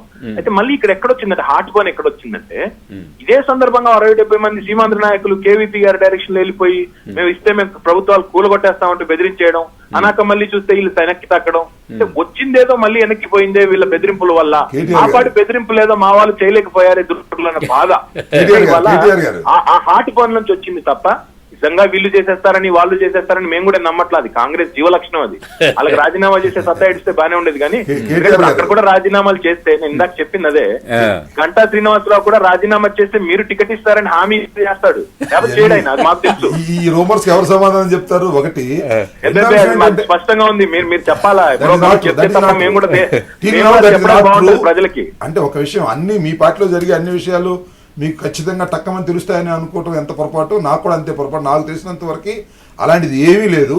చివరిలో రాజకీయ పరిణామాలు చాలా మారే అవకాశం ఉన్నది. చాలా మంది కాంగ్రెస్ పార్టీ నుంచి, చాలా మంది తెలుగుదేశం నుంచి వైఎస్ఆర్సీపీలోకి వచ్చే అవకాశాలు ఉన్నాయి. ఆ క్రమంలో ఏం జరుగుతుందో మనం చెప్పం. ఒకటి ఇంకో అంశం అంటే మీ మాట ఒకదానికి అడ్డం వస్తాను నేను, అదేమిటంటే తెలంగాణ అందరికీ తెలంగాణ ఇచ్చేస్తున్నాం అనేటువంటి భావన కల్పించడం కన్నా కూడా కాంగ్రెస్ పార్టీ సీమాంధ్ర ప్రజలకు తెలంగాణ ఇస్తున్నాము, మీరేం చేయగలుగుతారో చేసి చూపించండి అనేటువంటి సంకేతాన్ని కూడా ఇవ్వటం కోసమే ఆ రకంగా ప్రవర్తించారని నేను భావిస్తా ఉన్నా. అందువల్లనైతే సీమాంధ్రలో ఉద్యమం రూపుదిద్దుకునే ప్రయత్నం కూడా జరుగుతూ ఉంది. ఇచ్చేస్తున్నాం, మీరేం చేస్తారో చేయండి, మీరు అసలు ఉద్యమాలు చేశారా, మీరు ఎన్ని సీట్లు ఇస్తారు అని వాయిలర్ రవి డైరెక్ట్గా మాట్లాడినటువంటి సందర్భం ఉంది. అది మీకోసం కాదు, సీమాంధ్రలో ఉన్నటువంటి సమైక్యతావాదుల్ని రెచ్చగొట్టి ఒక ఉద్యమ రూపం తీసుకొచ్చి 28వ తారీఖున వాతావరణం బాగోలేదు కాబట్టి మరింతగా మేము చర్చలు జరుపుకునే అవకాశం ఉంటుందని చెప్పి తప్పుకోవడం కోసమే ఇదంతా నాటకం ఆడారని నేను భావిస్తా ఉన్నా. అదే మీ దృక్కోణం నేను కాదనడం లేదు, కానీ అయితే నేను చెప్పేదల్లా ఒకటే, అల్టిమేట్ మీ డిస్కషన్ లో ఎక్కువసేపు వచ్చేసి మీ డిస్కషన్ ఇంటరప్ట్ చేయడానికి రాలేదు, ఒకే ఒక వివరణ ఇవ్వడానికి వచ్చాను, నేను మన్నించండి. అయితే ఒక మాట మాత్రం చెప్తాను, వెల్కమ్ అండి. చర్చలోకి మీరు వచ్చి కొన్ని విషయాలు చర్చిస్తే అందరికీ మంచిదే కదా, అందరికీ వివరాలు తెలుస్తుంటాయి, ఏముంది దానిలో తప్పేముంది సార్. అదే అయితే ఒక్క మాట అండి. ఇప్పుడు అల్టిమేట్ గా మేము అనుకునేది ఏమంటే, ఇవాళ కాంగ్రెస్ పార్టీకి సంబంధించిన నాయకులు యువతల వైపు అయినా అవతల వైపు అయినా, యువతల వైపు అయితేనేమో టీఆర్ఎస్ మద్దతు, టీఆర్ఎస్ పార్టీ టికెటో లేదా మద్దతు ఉంటే తప్ప గెలవలేమనే ఒక వాతావరణం ఇక్కడున్న మాట వాస్తవం. అవతల వైపు అయితేనేమో జగన్ పార్టీ టికెట్ వస్తే తప్ప గెలవలేమన్న వాతావరణం అక్కడున్న మాట కూడా వాస్తవం. కాబట్టి ఇవాళ కాంగ్రెస్ పార్టీ ఆడుతున్న నాటకం ఒకటి కనబడతా ఉంది ఏంటంటే, అవసరమైతే జగన్ పార్టీ నుంచి ఎజెండా లాక్కుని ఈ ఇష్యూ మీదే. ఇప్పుడు మీరు ఒకటి గమనించండి, చాలా జాగ్రత్తగా చాలా తెలివిగా వాళ్ళు చేసిన పని ఏంటంటే, ఈ నాటకంలో ద్విపాత్రాభినయం కాంగ్రెస్ పార్టీ చేస్తా ఉంది. ఇప్పుడు ఇక్కడేమో ఒక పాత్ర, అక్కడేమో ఇంకో పాత్ర, ఇక్కడేమో తెలంగాణ ఇస్తున్నట్టు ఛాంపియన్లు వాళ్ళే అయినట్టు ఇక్కడ పోజు కొడతారు, అక్కడేమో తెలంగాణను అడ్డుకుంటున్నట్టు ఛాంపియన్లు సమైక్యాంధ్రకు వాళ్ళే అయినట్టు అక్కడ పోజు కొడతారు. అంటే తెలంగాణ ఇచ్చే పక్షంలో వచ్చే లాభం వారికే రావాలి, అదే విధంగా అక్కడ జరిగే నష్టం ఏమన్నా ఉంటే ఆ నష్టం ఇతర పార్టీలకు పోవాలనేది ఒక కుట్ర. పోనీ ఇవ్వని పక్షంలో ఇక్కడ జరిగే నష్టం ఏదో ఇతర పార్టీలకు జరగాలి, అక్కడ జరిగే లాభం ఏదో కాంగ్రెస్ పార్టీకే జరగాలనేది వాళ్ళ కుట్ర. అంటే ఈ రకంగా ఒక ఎజెండా ఫిక్స్ చేస్తూ కొత్తగా మళ్ళీ ఒకసారి కాంగ్రెస్ పార్టీ ప్రస్తుతం రాష్ట్రంలో ఉన్న రాజకీయ వాతావరణాన్ని తనకు అనుకూలంగా మలుచుకునే ప్రయత్నం చేసినట్టుగా మాత్రం కనబడుతున్నమాట వాస్తవం. అయినప్పటికీ ఒకటి మాత్రం వాస్తవం, ఇవాళ అవతల ప్రాంతంలో ముఖ్యంగా సీమాంధ్రలో గొంతు చించుకుంటున్న నాయకులు, బాగా గట్టిగా మాడుతున్న నాయకులు, రాంబాబు గారు ఇప్పుడు మీ షోలో చెప్పినా చెప్పకపోయినా పక్కా అండి ఇది. 1 గంటా శ్రీనివాసరావు, 2 విశ్వరూప్, 3 ఏరాస్ ప్రతాప్ రెడ్డి, అదే విధంగా కొంతమంది మంత్రులు ఎవరైతే గట్టిగా మాడుతున్న వారు ఉన్నారో వారందరూ కూడా జగన్ పార్టీలోకి 100% పోతున్నారు. ఇది మీరు రాసుకోండి, ఇది తప్పైతే నన్ను తర్వాత పట్టుకోండి. చిరంజీవి గారు అనుగు శిష్యుడు గారు ఇప్పుడు అది ఒక సమస్య అంటారా, ఇప్పుడు అది ఒక చర్చనీయాంశమా? ఎవరైతే 100% ఎందుకంటే ఒక మాట చెప్తానండి, ఇంకా మీ పార్టీలోకి వచ్చే వాళ్ళు కూడా ఇక్కడ చాలా మంది ఉన్నారు. ఇందాక మీరు ఒక అంశాన్ని మీరు చాలా కరెక్ట్ గా చెప్పారు, ఇక్కడ మీ సపోర్ట్ లేనిదే గెలవలేమని, అక్కడ జగన్మోహన్ రెడ్డి దగ్గర లేకపోతే గెలవలేమనేటువంటి భావన సర్వత్రా రాష్ట్రంలో వ్యాపించిన మాట వాస్తవం. అధికార రాజకీయాల్లో గెలిచేటటువంటి పార్టీల వైపుకు వెళ్ళాలని భావిస్తారు. దీనిలో ఈ 3 అనుకుంటున్నారో 4 అనుకుంటున్నారో అనే అంశాలు ఇంకా చాలా మంది అనుకోవడానికి కూడా అవకాశం ఉంది.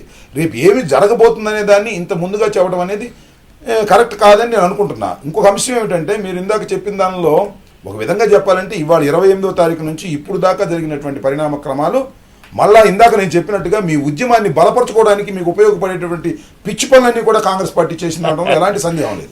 దాన్ని మీరు చక్కగా ఉపయోగించుకుంటున్నారనేది కూడా అర్థమవుతా ఉన్నది. చాలా పిచ్చి పనులు, లేకపోతే 28కి ముందు ఉన్న పరిస్థితి ఏంటి, ఇవాళ ఉన్న పరిస్థితి ఏంటో మీరు ఒకసారి గమనించినట్లయితే మీ ఉద్యమాన్ని మరింత వేడి చేసుకోవడానికి, మరింత గ్రామాల్లోకి వెళ్ళడానికి మరొకసారి అవకాశం ఇచ్చారు. రామారావు గారు, ఇంకొక ప్రశ్న నేను అడిగినా ఒకటి చెప్పండి. ఇవాళ కేసీఆర్ గారు చేసిన ప్రసంగం మళ్ళీ పాత ప్రసంగాలను గుర్తు చేసింది రకరకాలుగా. ముఖ్యంగా కాంగ్రెస్ పార్టీతో గ్యాప్ బాగా పెరిగినట్టు కనబడుతుంది. కాంగ్రెస్ పార్టీని ప్రబల శత్రువుగా, ప్రధాన శత్రువుగా, ఏకైక శత్రువుగా టార్గెట్ చేసి మాట్లాడినట్టు కనబడుతుంది. అంటే ఏమిటి, మీరు ఇక రాజకీయ తెలంగాణ కోసం పోరాటము, రాజకీయ పోరాటము అన్ని విధాల కాంగ్రెస్తో పోరాటానికి మీరు టీఆర్ఎస్ సిద్ధపడింది అనుకోవచ్చా, లేకపోతే భవిష్యత్తులో ఏదైనా విలీనం ప్రతిపాదన వస్తే మళ్ళా 2 పార్టీలు కలిసి పనిచేసే అవకాశం ఏమైనా ఉందా? ఇందాక రాజగోపాల్ రెడ్డి గారు మాట చెప్పారండి, విలీనం రూపంలో కానీ లేదా పొత్తు పెట్టుకొని కానీ టీఆర్ఎస్తో మేము పనిచేసే అవకాశం ఉందండి, ఇవాళ కాకపోతే రేపైనా సరే ఏదో రూపంలో చేస్తామండి అని అన్నాడు ఆయన. మీరేమనుకుంటున్నారు? ముందు రెండో ప్రశ్నకు ముందు చెప్తానండి, రాజగోపాల్ రెడ్డి గారు అసలు ముందు కాంగ్రెస్ కి రాజీనామా చేశారని చూశాను. మరి ఇంకా పొత్తు విలీనం అంటూ వారు మాట్లాడడం అనేది కరెక్ట్ కాదు. ఆయన కాంగ్రెస్ పార్టీకి రాజీనామా చేశారని నేను విన్నాను. క్యాచింగ్ అండ్ రాంగ్ ఫుట్ అంటారట. అంటే ముందు ఆయన ఇంకా కూడా కాంగ్రెస్ లో ఉన్నట్టు మాట్లాడుతున్నారంటే కొంత ఆలోచించాలి ఒకటి. రెండోది, ఇప్పుడు సార్ ఇప్పుడు పొరపాటో గ్రహపాటో ఈ రాష్ట్ర ప్రజలది కాంగ్రెస్ పార్టీ 2009లో మళ్ళీ గెలిచింది. గెలిచిన దానికి మళ్ళీ 5 సంవత్సరాలు అధికారంలో ఉండే పరిస్థితి. అలాంటప్పుడు మరి అధికారంలో ఇక్కడ అక్కడ ఉన్నవాళ్ళు, రాష్ట్రంలో కేంద్రంలో ఉన్నవారు కాబట్టి వారి నుండే ఖచ్చితంగా తెలంగాణ సాధించుకోవాలి, 2014 లోపలే సాధించుకోవాలి. మళ్ళీ ఇది ఒకసారి ఎన్నికల అంశంగా వెళ్ళకూడదు. డెఫినెట్ గా ఇది రాజకీయ అంశంగా వెళ్ళినప్పుడు, ఎన్నికల అంశంగా వెళ్ళినప్పుడు రకరకాల వైరుధ్యాలు ఉంటాయి, రకరకాల ఇబ్బందులు ఉంటాయి రాజకీయ పార్టీలు అన్నాక అన్న ఉద్దేశంతోనే మేము మాక్సిమం ఎఫర్ట్ చేసామండి. ఇందాక కేసీఆర్ గారు చెప్పారు, అక్కడ సకల జనుల సమ్మెకు మించిన సమ్మె ఉండదు, ఆమరణ దీక్షకు మించిన దీక్ష ఉండదు, ఆత్మ బలిదానానికి మించిన త్యాగం ఉండదు. ఇవన్నీ కూడా తెలంగాణ ఉద్యమంలో ఈ గడిచిన 3 ఏళ్లలో చూసాం. చివరికి రాజకీయ బలిదానానికి కూడా మేము సిద్ధపడ్డాం. పార్టీ కూడా కల్పమని అడిగితే వారి గొంతెమ్మ కోరిక తీర్చడానికి కూడా సిద్ధపడ్డాం. ఇంత చేసిన తర్వాత కూడా వాళ్ళు పెట్టుకున్న డెడ్ లైన్లు కూడా వాళ్ళు పాటించకపోతే, తెలంగాణ విషయంలో స్పష్టత ఇవ్వకపోతే మాకు ఇంకా వేరే ప్రత్యామ్నాయం ఏముందండి? డిసైసివ్ గా మళ్ళీ మ్యాండేట్ ప్రజల దగ్గరికి వెళ్ళి తీసుకోవడం, లేదంటే ఇప్పుడు ఉద్యమాలు చేస్తాం, ఉద్యమ పందా వదులుతున్నాం అని కాదు, ఉద్యమం చేస్తాం. 2014 లోపలే డెఫినెట్ గా కాంగ్రెస్ ని లక్ష్యంగా చేసుకుని చేస్తాం. కాంగ్రెస్ పార్టీ నాయకులు ఎవరైతే ఇవాళ ఇక్కడ మన కిరణ్ కుమార్ రెడ్డి గారి ప్రభుత్వానికి ఆయన పల్లకీకి బోయిలుగా మారిపోయారో వారిని, అదే విధంగా కేంద్రంలో ఇవాళ పెద్దలు, వాళ్ళ రాజకీయ నాయకులు ఉన్నారు కేంద్రంలో తప్ప రాజనీతిజ్ఞులు లేరని తెలిసిపోతా ఉంది. కాబట్టి ఇట్లాంటి ఇంత గొప్ప ప్రజాకాంక్షను గుర్తించడంలో విఫలమవుతున్న వాళ్ళు మరి రాజకీయ నాయకులు అచ్చంగా ప్లస్ మైనస్లు లెక్కలేసుకుని లాభ నష్టాల పేరు చేసుకుని మాట్లాడే వాళ్ళు డెఫినెట్ గా వాళ్ళని అదే రకంగా చూడాల్సిందే. అందుకే ఇంకా మాకు వేరే ప్రత్యామ్నాయం లేదు. ఒకవైపు ఉద్యమాలు చేస్తూనే, ఉద్యమ కార్యాచరణలో నిమగ్నం అవుతూనే, ఇంకోవైపు డెఫినెట్ గా రాజకీయంగా కూడా మేము ప్రత్యామ్నాయ శక్తిగా ఎదగాలి తెలంగాణలో. రేపటి రోజున మేము గతంలో చెప్పినట్టుగానే యాచించి కాదు శాసించి తెచ్చుకునే దిశగా మేము నడవాలి. సో మాకు వేరే ప్రత్యామ్నాయం కూడా ఇప్పుడు లేదు. ఎందుకంటే అల్టిమేట్ గా కాంగ్రెస్ ఇవ్వకపోతే మళ్ళీ ప్రజల వద్దకు వెళ్ళి మేము రిక్వెస్ట్ చేయాల్సిందే, బాబు మీరు చట్టసభలకు మమ్మల్ని పంపండి, మేము తెలంగాణ బిల్లు పాస్ చేయించుకుని వస్తామని చెప్పి వారి మద్దతును కూడగట్టాల్సిందే. అంత తప్ప మార్గం లేదు కదా.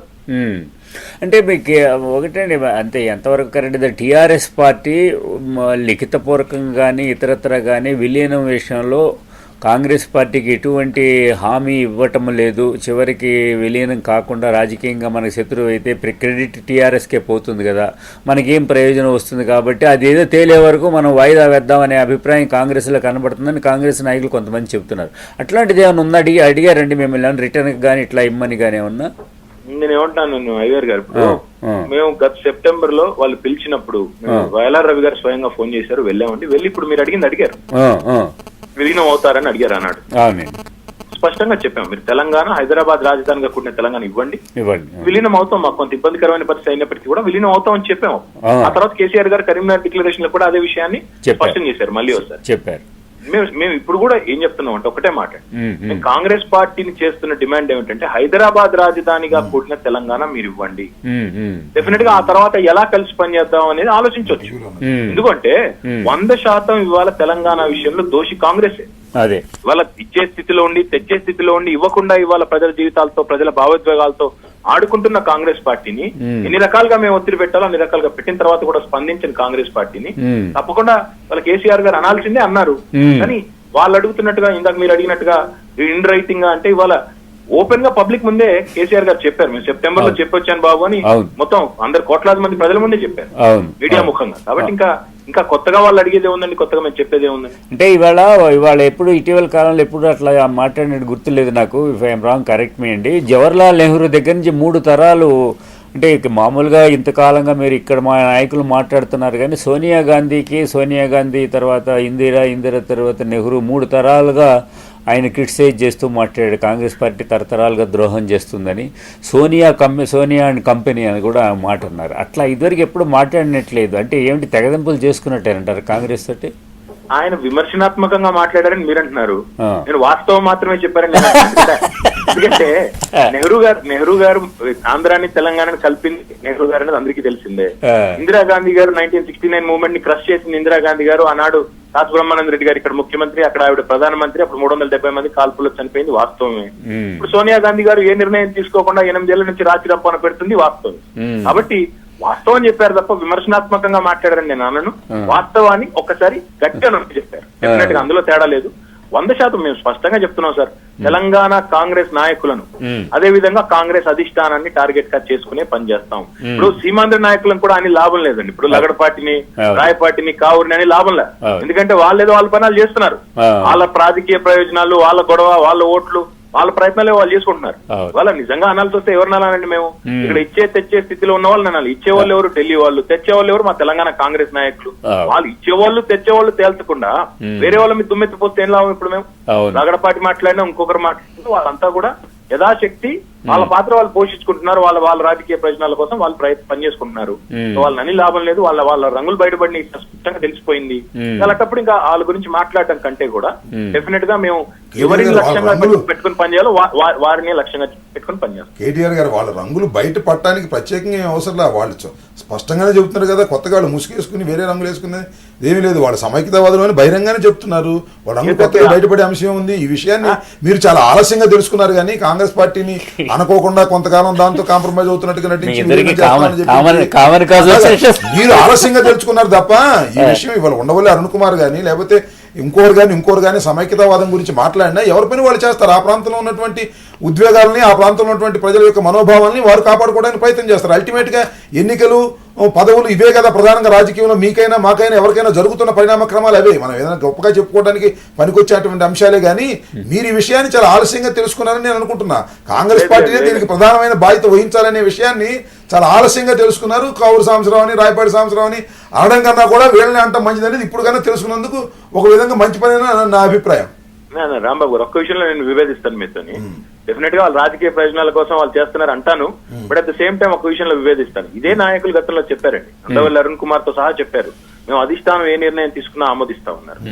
అధిష్టానం ఏ నిర్ణయం తీసుకున్నా ఆమోదిస్తామని ఏకగ్రీవ తీర్మానాలు, వన్ లైన్ తీర్మానాలు కాంగ్రెస్ లో పరిపాటి కాబట్టి, జనరల్ గా సీల్డ్ కవర్ సంస్కృతి ఉన్న పార్టీ కాబట్టి అది చేశారు. కానీ ఎప్పుడైతే అధిష్టానం నిర్ణయం తీసుకుందో డిసెంబర్ 9 నాడు, విభేదించిన వాళ్ళలో అగ్రగణ్యుడు లగడపాటి.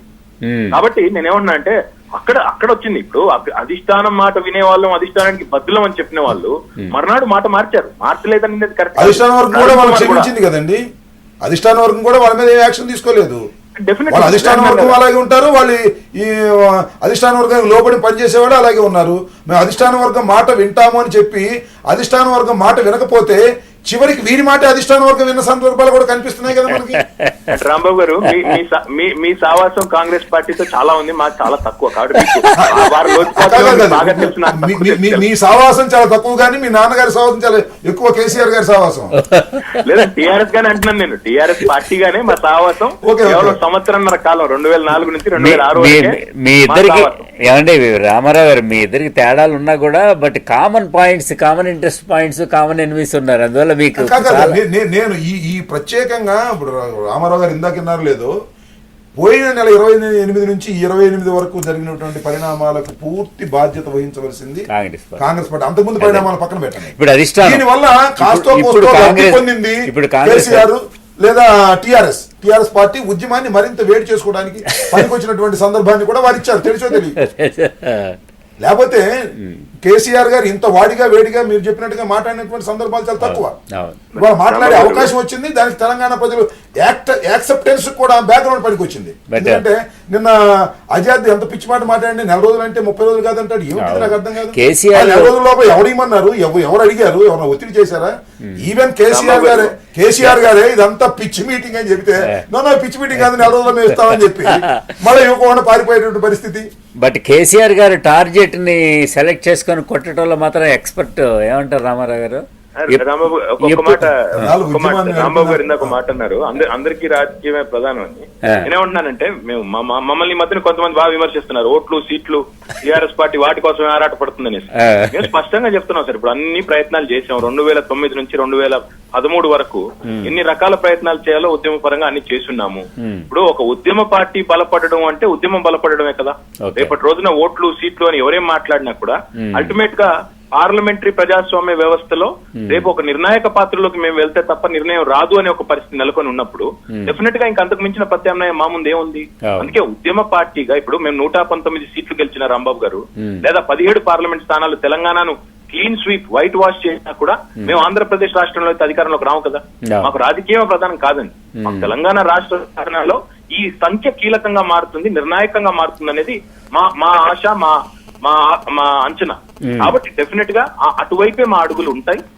ఇప్పుడు ఈ లోపల వాళ్ళు ఇస్తే సంతోషం. మీరు అన్నట్టుగా మళ్ళీ ఏదో దశలో కాంగ్రెస్ పార్టీ 2 వైపులా కొట్టుకుపోతున్నాను నేను కాబట్టి ఏదో ఒక వైపు అయినా కాపాడుకుంటాననే ఇంగిత జ్ఞానం వారికి ఉంటే ఓకే.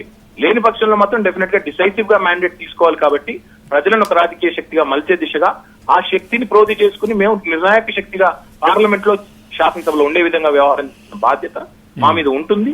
ఆ పని చేస్తాం తప్పకుండా. ఇప్పుడు కాంగ్రెస్ రామారావు గారు, మీరు ఇందాక చెప్తూ ఉద్యమ పార్టీ బలపడటం అంటే ఉద్యమం బలపడుతుంది, మీ ఆశయం సాధన జరుగుతుంది, మీ ఉద్యమ పార్టీ బలపడాలని మీరు కోరుకోవడం అనేది సహజం రాజకీయాల్లో.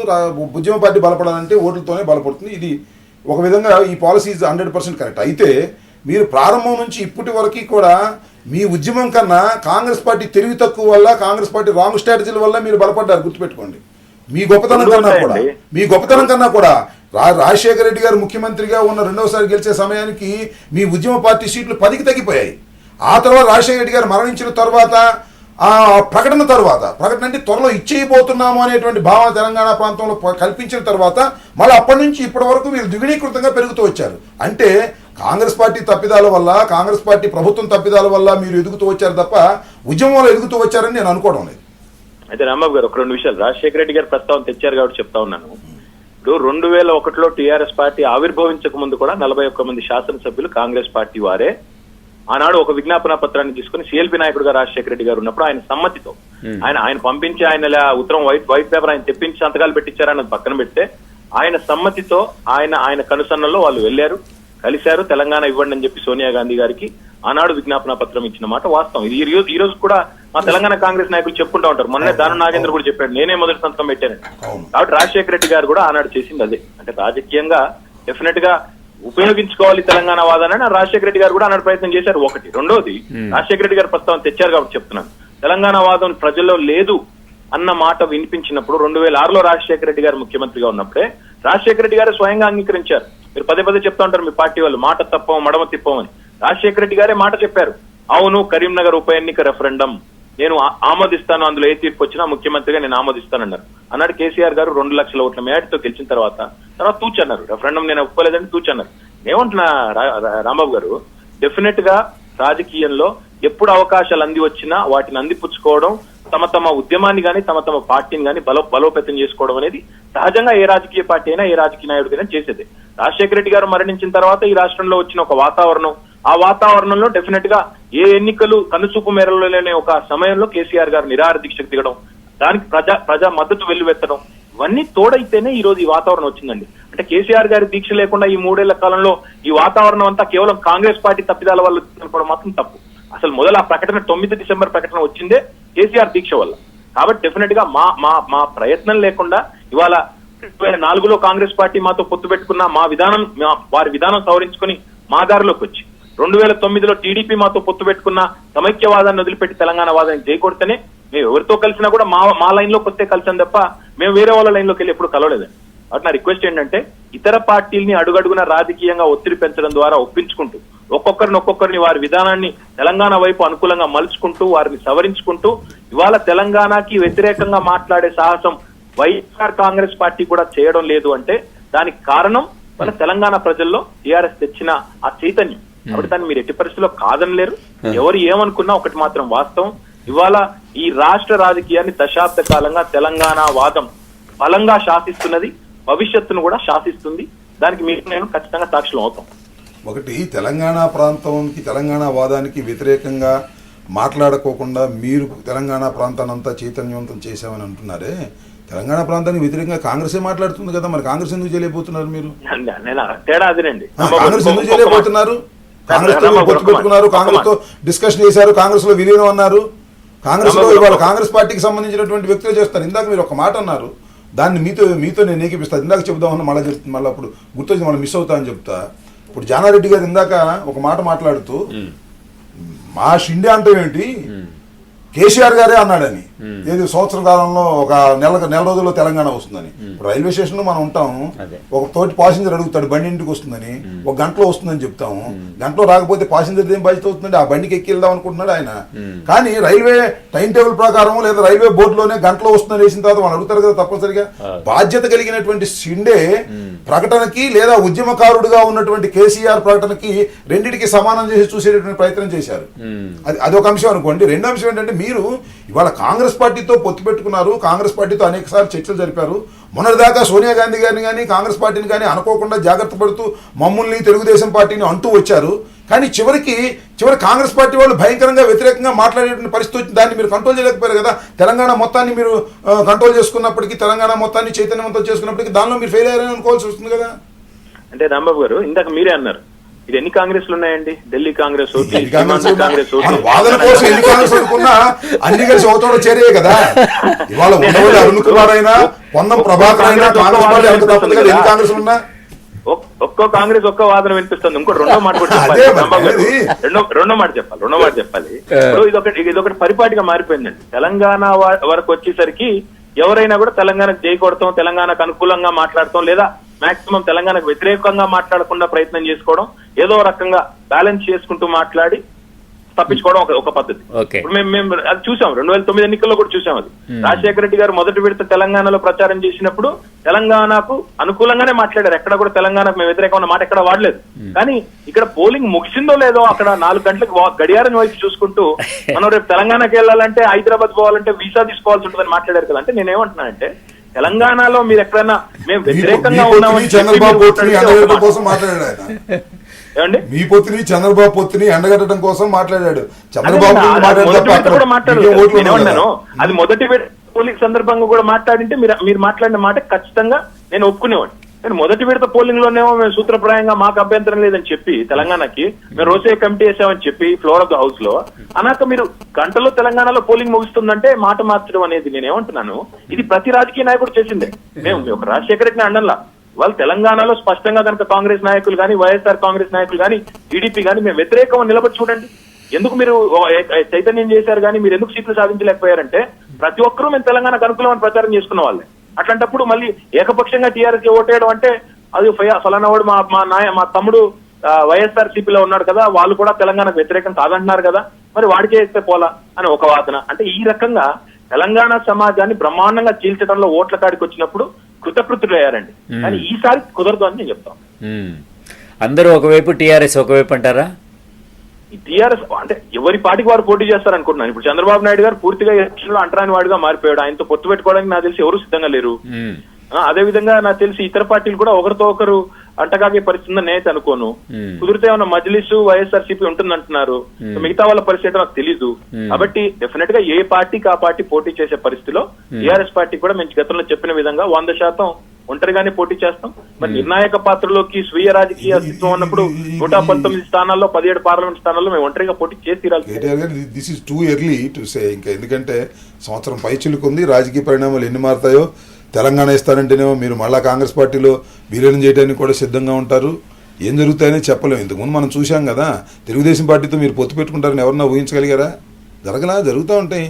రాజకీయాలు ఎన్ని మలుపులు తిరుగుతున్నాయో మన గత చరిత్ర చూస్తే తెలుస్తుంది. కాబట్టి దిస్ ఇస్ టూ ఇయర్లీ. ఇంకా సంవత్సరం పైచిలకు ఎన్నికలు ఉన్నాయి కాబట్టి ఎవరితో మీరు పొత్తు పెట్టుకుంటారు, మేము ఎవరితో పొత్తు పెట్టుకుంటారు అనేది వాళ్ళ చెప్పినా కూడా అవి వాస్తవానికి దూరంగా ఉంటాయని నేను అనుకుంటున్నాను. సరే నేను వెంకటరావు గారు మరి సారీ అండి, నేను అసలు వచ్చేసి మొత్తం మీ టైం అంతా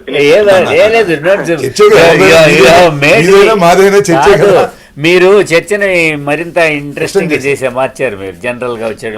మీ డిస్కషన్ కి అంతరాయం కలిగించాను రాంబాబు గారు. Thank you sir. Thank you very much. Rambabu గారు చెప్పండి, ఏంటి తారక రామారావు గారు వచ్చే సమస్యలు అన్ని సమస్యలు మనం ఇంకా చాలా చాలా విషయాలు మనం ఏంటి టీఆర్ఎస్ మీ రిలేషన్షిప్ ఎలా చూస్తున్నారు మీరు? ఎవరికి? టీఆర్ఎస్ కి వైఎస్ఆర్సీపీ రిలేషన్షిప్ ఎట్లా ఉండబోతున్నారు? మాకు ఎప్పుడు ఒక రకంగానే ఉంది. ఇంతకుముందు మాతో కలిసి మీరేంటి మేము ఇక్కడ మీరు అక్కడ అన్నట్టుగా నో అంటే ఆ రకమైనటువంటి సిచ్యుయేషన్ పై కనిపిస్తా ఉంది. నేను అనుకోవటం till now TRS is in first place. దానిలో ఏం సందేహం లేదు. 40 సీట్లు వస్తాయా, 50 సీట్లు వస్తాయా, 60 సీట్లు వస్తాయా, 70 సీట్లు వస్తాయా, we cannot say. But next వైఎస్ఆర్సీపీనే ఉంటుంది. దానిలో తెలంగాణలో కూడా నెక్స్ట్ వైఎస్ఆర్సీపీనే ఉంటుంది. మీరు తర్వాత ఎన్నికలైన తర్వాత కూడా చూడండి. చంద్రబాబు నాయుడు బ్రహ్మాండంగా జనం వచ్చారు అఖిలపక్ష సమావేశం తర్వాత. మాదిగలు, మరి మాదిగ దండోరా, బీసీలు, ఇవన్నీ ప్యాకేజీలు, ఇదంతా వాళ్ళు చాలా తెలంగాణలో బ్రహ్మాండంగా పుంజుకున్నాం అనుకుంటున్నారు. ఏం పుంజుకున్నారు? ఎక్కడ ఉన్నాడండి చంద్రబాబు నాయుడు గారు? అంత పాదయాత్ర చేశాడు, ఎక్కడైనా ఆ పార్టీ వాళ్ళు చెప్పుకోవడం తప్ప ఈ పాదయాత్రకు ఒక ప్రాముఖ్యత కానీ ఏదో చంద్రబాబు నాయుడు గారు నడుస్తున్నాడు మనం చూడాలని కానీ అనుకున్నటువంటి సందర్భాలు ఎక్కడ కనిపించలేదు. మీరు ఒకసారి టీవీ క్లిప్పింగ్స్ చూడండి, ఎవరైనా ఉత్సాహంగా షౌట్స్ కొట్టే పరిస్థితి కానీ కేరింతలు కొట్టే పరిస్థితి కానీ ఎక్కడైనా ఉన్నదా? బట్ కానీ తెలంగాణలో కన్నా ఖమ్మం దగ్గరికి వెళ్ళేసరికి లేదా విజయవాడ సమీపించేసరికి కొద్దిగా బాగుందనేది వింటున్నాం. బాగుండని కారణం ఒకటే, ఆర్గనైజేషన్ కెపాసిటీస్ ఉన్నాయి అక్కడ, జనాన్ని మొబిలైజ్ చేయడానికి ఆర్గనైజేషన్ కెపాసిటీ ఉన్నాయి కాబట్టి కొద్దిగా బెటర్ గా ఉండొచ్చు తప్ప 9 సంవత్సరాలు ముఖ్యమంత్రిగా చేసిన వ్యక్తి, 8 సంవత్సరాలు పైచిలుగా అపోజిషన్ లీడర్ గా ఉన్నటువంటి వ్యక్తి, 62 సంవత్సరాలు దాటినటువంటి వ్యక్తి అతి కష్టం మీద పాదయాత్ర చేస్తుంటే జనం ఆయన మీద ఏ వ్యతిరేకత లేకపోతే, ఆయన మీద నిజంగా విశ్వాసం ఉంటే అసలు జనం పడతారండి. మీరు రాజశేఖర రెడ్డి గారి అప్పుడు టీవీలో విలువగా రాజశేఖర రెడ్డి గారి పాదయాత్ర మనం చూసాం, కొంత పెరుగుతూ వచ్చింది.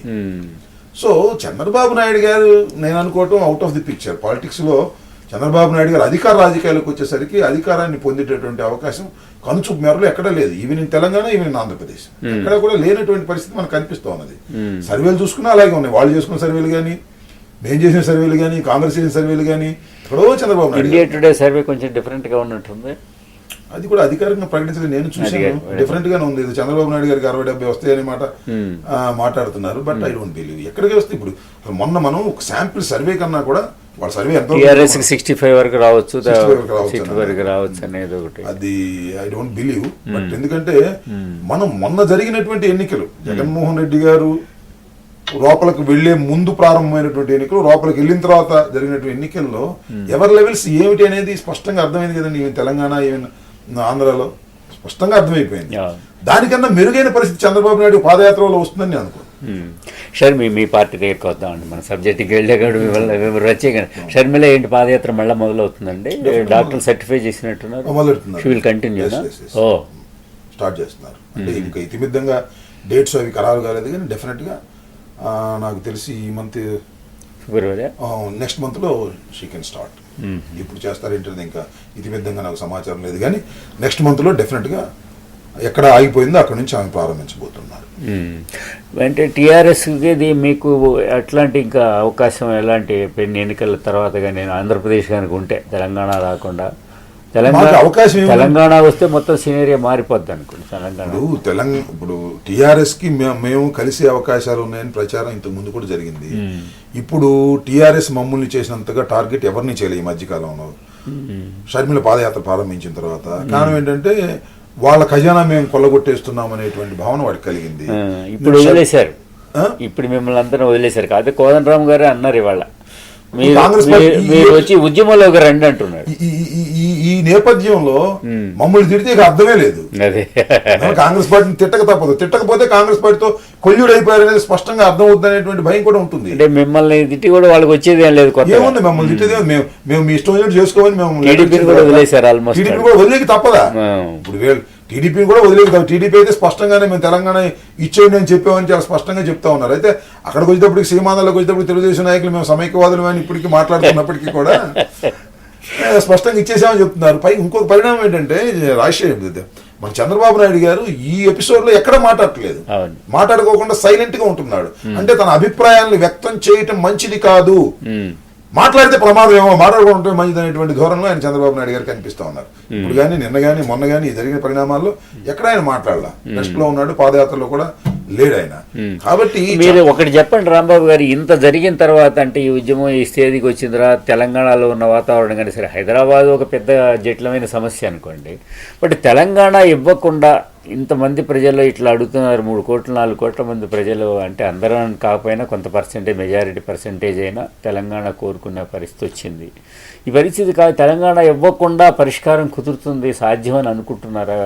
ఇట్లా సాగదీసుకుపోయిన వాళ్ళు ఎప్పటికైనా జరుగుతుందంటారా? మీరు ఏమనుకుంటున్నారు? ఇప్పుడు నేనేమనుకుంటానంటే, ఇందాక కేసీఆర్ గారు నెహ్రూని అన్నారు, ఇందిరాగాంధీని అన్నారు, సోనియా గాంధీని అన్నారు, అలాగే రాహుల్ గాంధీ అదృష్టం బాగుంటే రాహుల్ గాంధీ కూడా అంటారేమో భవిష్యత్తులో. సోనియా కంపెనీ అన్నాడు, సోనియా కంపెనీ అన్నాడు. అయితే రాహుల్ గాంధీ ఒకవేళ వాళ్ళు ఆశిస్తున్నట్టుగా ప్రధానమంత్రి అయితే అప్పుడు రాహుల్ గాంధీ కూడా మమ్మల్ని మోసం చేశాడనే దశకు వస్తారేమో. కాబట్టి దీనిలో ఏం జరుగుతుందనే చెప్పలేము సార్. ఎందుకంటే మీరు చూశారు, నేను వేరే చరిత్ర తెలిసిన వారు మీరు నాకన్నా, జయాంధ్ర రిజిస్ట్రేషన్ అలాగే ప్రత్యేక రాష్ట్రం తెలంగాణ 69లో 72లో అంత బ్రహ్మాండమైన ఉద్యమాలండి. అవును. ఆ ఉద్యమాల తరువాత మరి తెలంగాణ, రాయలసీమ, ఆంధ్ర సహజీవనం చేశాయా లేదా? తెలంగాణ ఉద్యమాన్ని ఉవ్వెత్తున లేపినటువంటి చెన్నారెడ్డి గారు కాంగ్రెస్ పార్టీ ఈ రాష్ట్రానికి ముఖ్యమంత్రి చేసి పద్దగనం తెలంగాణ వాది అంటారేంటి అన్న సందర్భాలు కూడా ఉన్నాయి కదా. అది సో కాలం అనేది చాలా గాయాలకు మందు వేస్తుంది అనేది చరిత్ర చెప్పినటువంటి సత్యం. ఆ రోజు ఇంకో పార్టీ లేదు రాంబాబు గారు, కాంగ్రెస్ పార్టీయే Andhra Pradesh, Andhra Pradesh Congress party, Congress party India, ఇందిరే ఇండియా, ఇండియా ఇందిరా. అట్లాంటి పరిస్థితుల్లో కుటుంబం రెండు తగాదాలు వచ్చినాయి కాబట్టి సర్దుబాటు చేశారు, అయిపోయింది. అంటే దేనికి నేను అనుకోవటం, దేనికి కూడా ఇప్పుడు కేసీఆర్ పాసిబిలిటీ లేదని మనం అనుకోవడానికి వీల్లేదు. చివరిలో ఏది ఎన్నికలు సమీపిస్తున్న చివరి దశలో కేసీఆర్ని పిలిచి విలీనం చేసేసి తెలంగాణ ఇచ్చేస్తున్నాం అనవచ్చు. ఎందుకంటే ఇక ప్రభుత్వం పడిపోయినా ఇంకేమీ లేదులే, 2-3 నెలలే కదా అనుకుని అట్లాగూ చేయొచ్చు. లేదు అసలు దీన్ని ఇలాగే చాచివేత చేస్తూ ఎన్నికలకు కూడా వెళ్ళొచ్చు. అందువల్ల ఏమి నిర్ణయం చేస్తారు, ఎలా చేస్తారు అనేది ఊహకందనటువంటి పరిణామం కనిపిస్తుంది. రామారావు గారు ఇవాళ మాట్లాడింది కానీ, మొన్న మాట్లాడింది కానీ, ఇవాళ కేసీఆర్ చేసిన ఉపన్యాసం కానీ ఒక ధైర్యం అయితే కనబడుతున్నాడు అందులో. మనము యాచించి కాదు శాసించి తెచ్చుకుందాం అంటే రాజకీయంగా మనం పోరాడి ప్రజాభిప్రాయాన్ని కూడగట్టుకొని మనమే సీట్లు తెచ్చుకొని తెలంగాణని ఢిల్లీలో ఏ ప్రభుత్వం చెందిన వాళ్ళని శాసించి మనం తెలంగాణ తెచ్చుకుందాం అనేటువంటి ఒక స్లోగన్ వాళ్ళు తీసుకుంటున్నారు.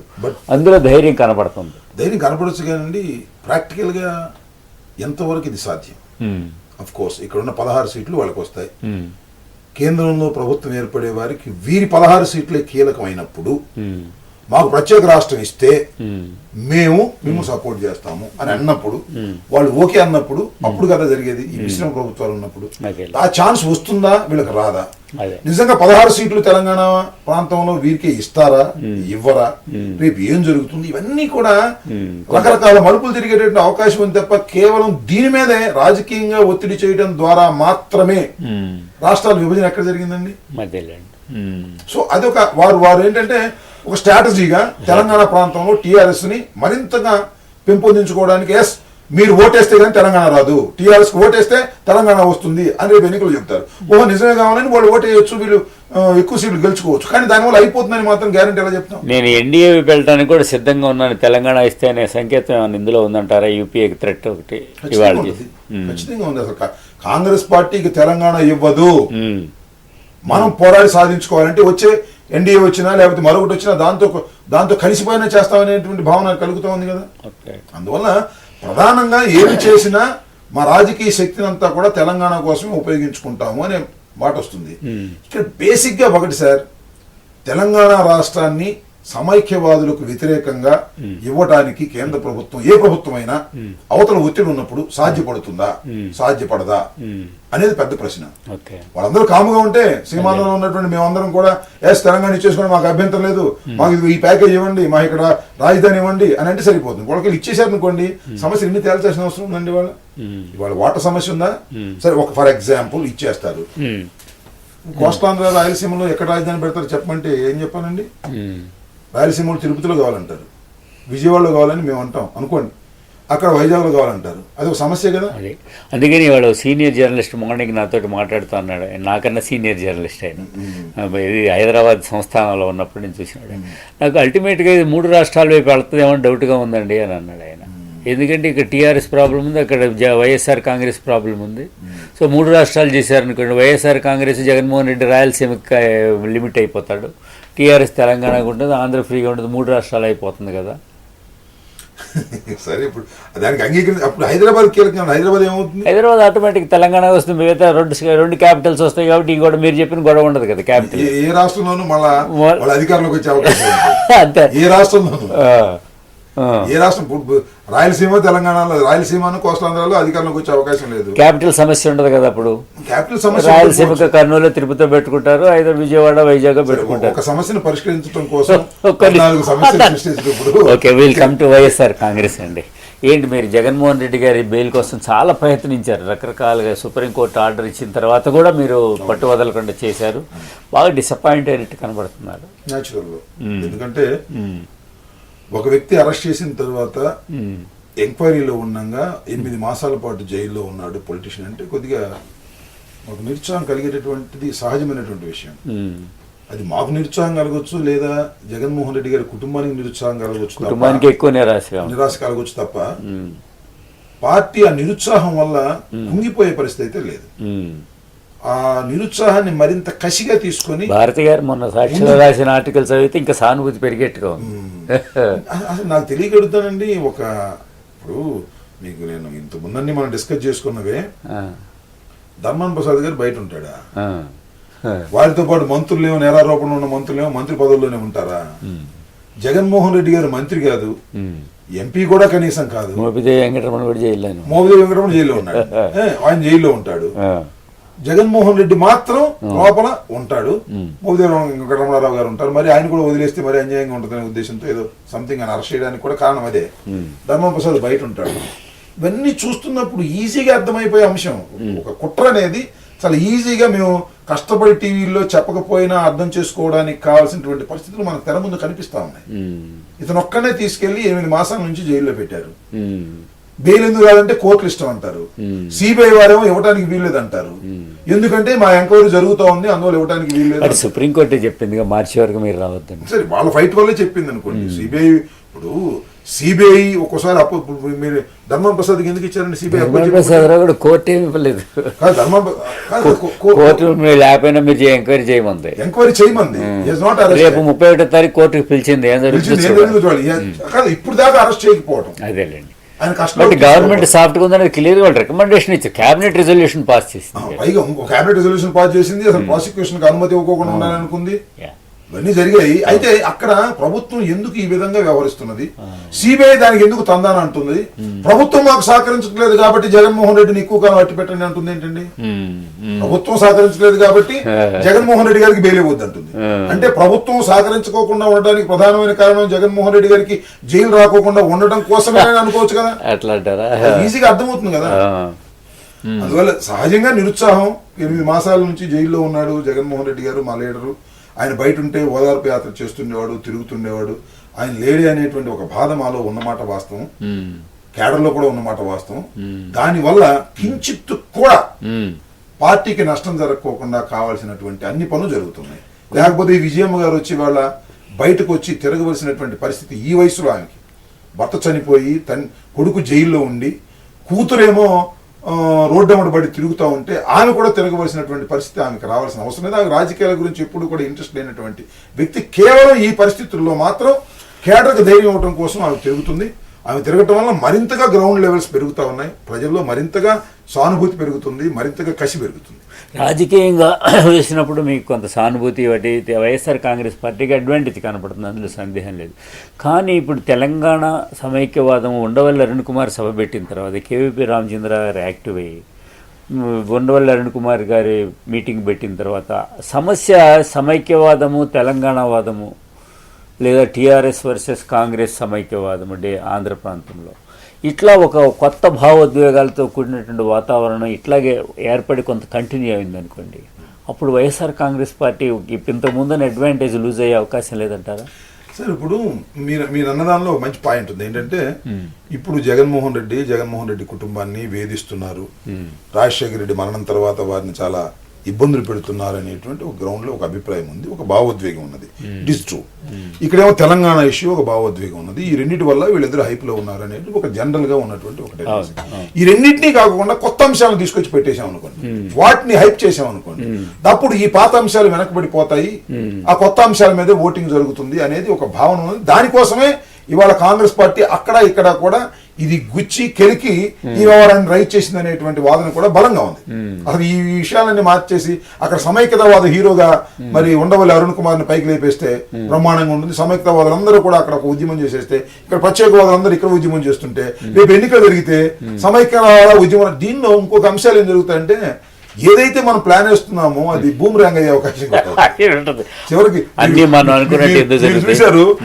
భస్మాసురుడు హస్తంలాగా ఎవరి మీద నెత్తి పెడితే వాడి మీద భస్మం అయిపోతాడని అనుకుని భస్మాసురుడు అందరి నెత్తి మీద చేతులు పెట్టడానికి ప్రయత్నం చేసి చివరికి తన నెత్తి మీదే చేయి పెట్టుకున్నటువంటి చందంగా చివరి కాంగ్రెస్ పార్టీ ఎవరినెవరినో నాశనం చేయాలని ప్రయత్నం చేసి చివరికి వారే నాశనం అయిపోయే పరిస్థితి ఇవాళ దాపురించబోతుందని నేను అనుకుంటా ఉన్నా. ఒక్క విషయాన్ని మాత్రం నేను ఇవాళ చెప్తున్నాను, ఇంతకు ముందు చెప్పాను. 2014లో కూడా చెప్తాను సార్, తర్వాత మీరు కూడా దాన్ని క్యాలిక్యులేట్ చేసుకోండి. 2014లో జరిగే ఎన్నికల్లో జగన్మోహన్ రెడ్డి జైల్లో ఉన్నా, బయటకు వచ్చినా, ఏమి జరిగినా కూడా జగన్మోహన్ రెడ్డి నిలువరింపగలిగేటటువంటి శక్తి దేనికి ఉండదు.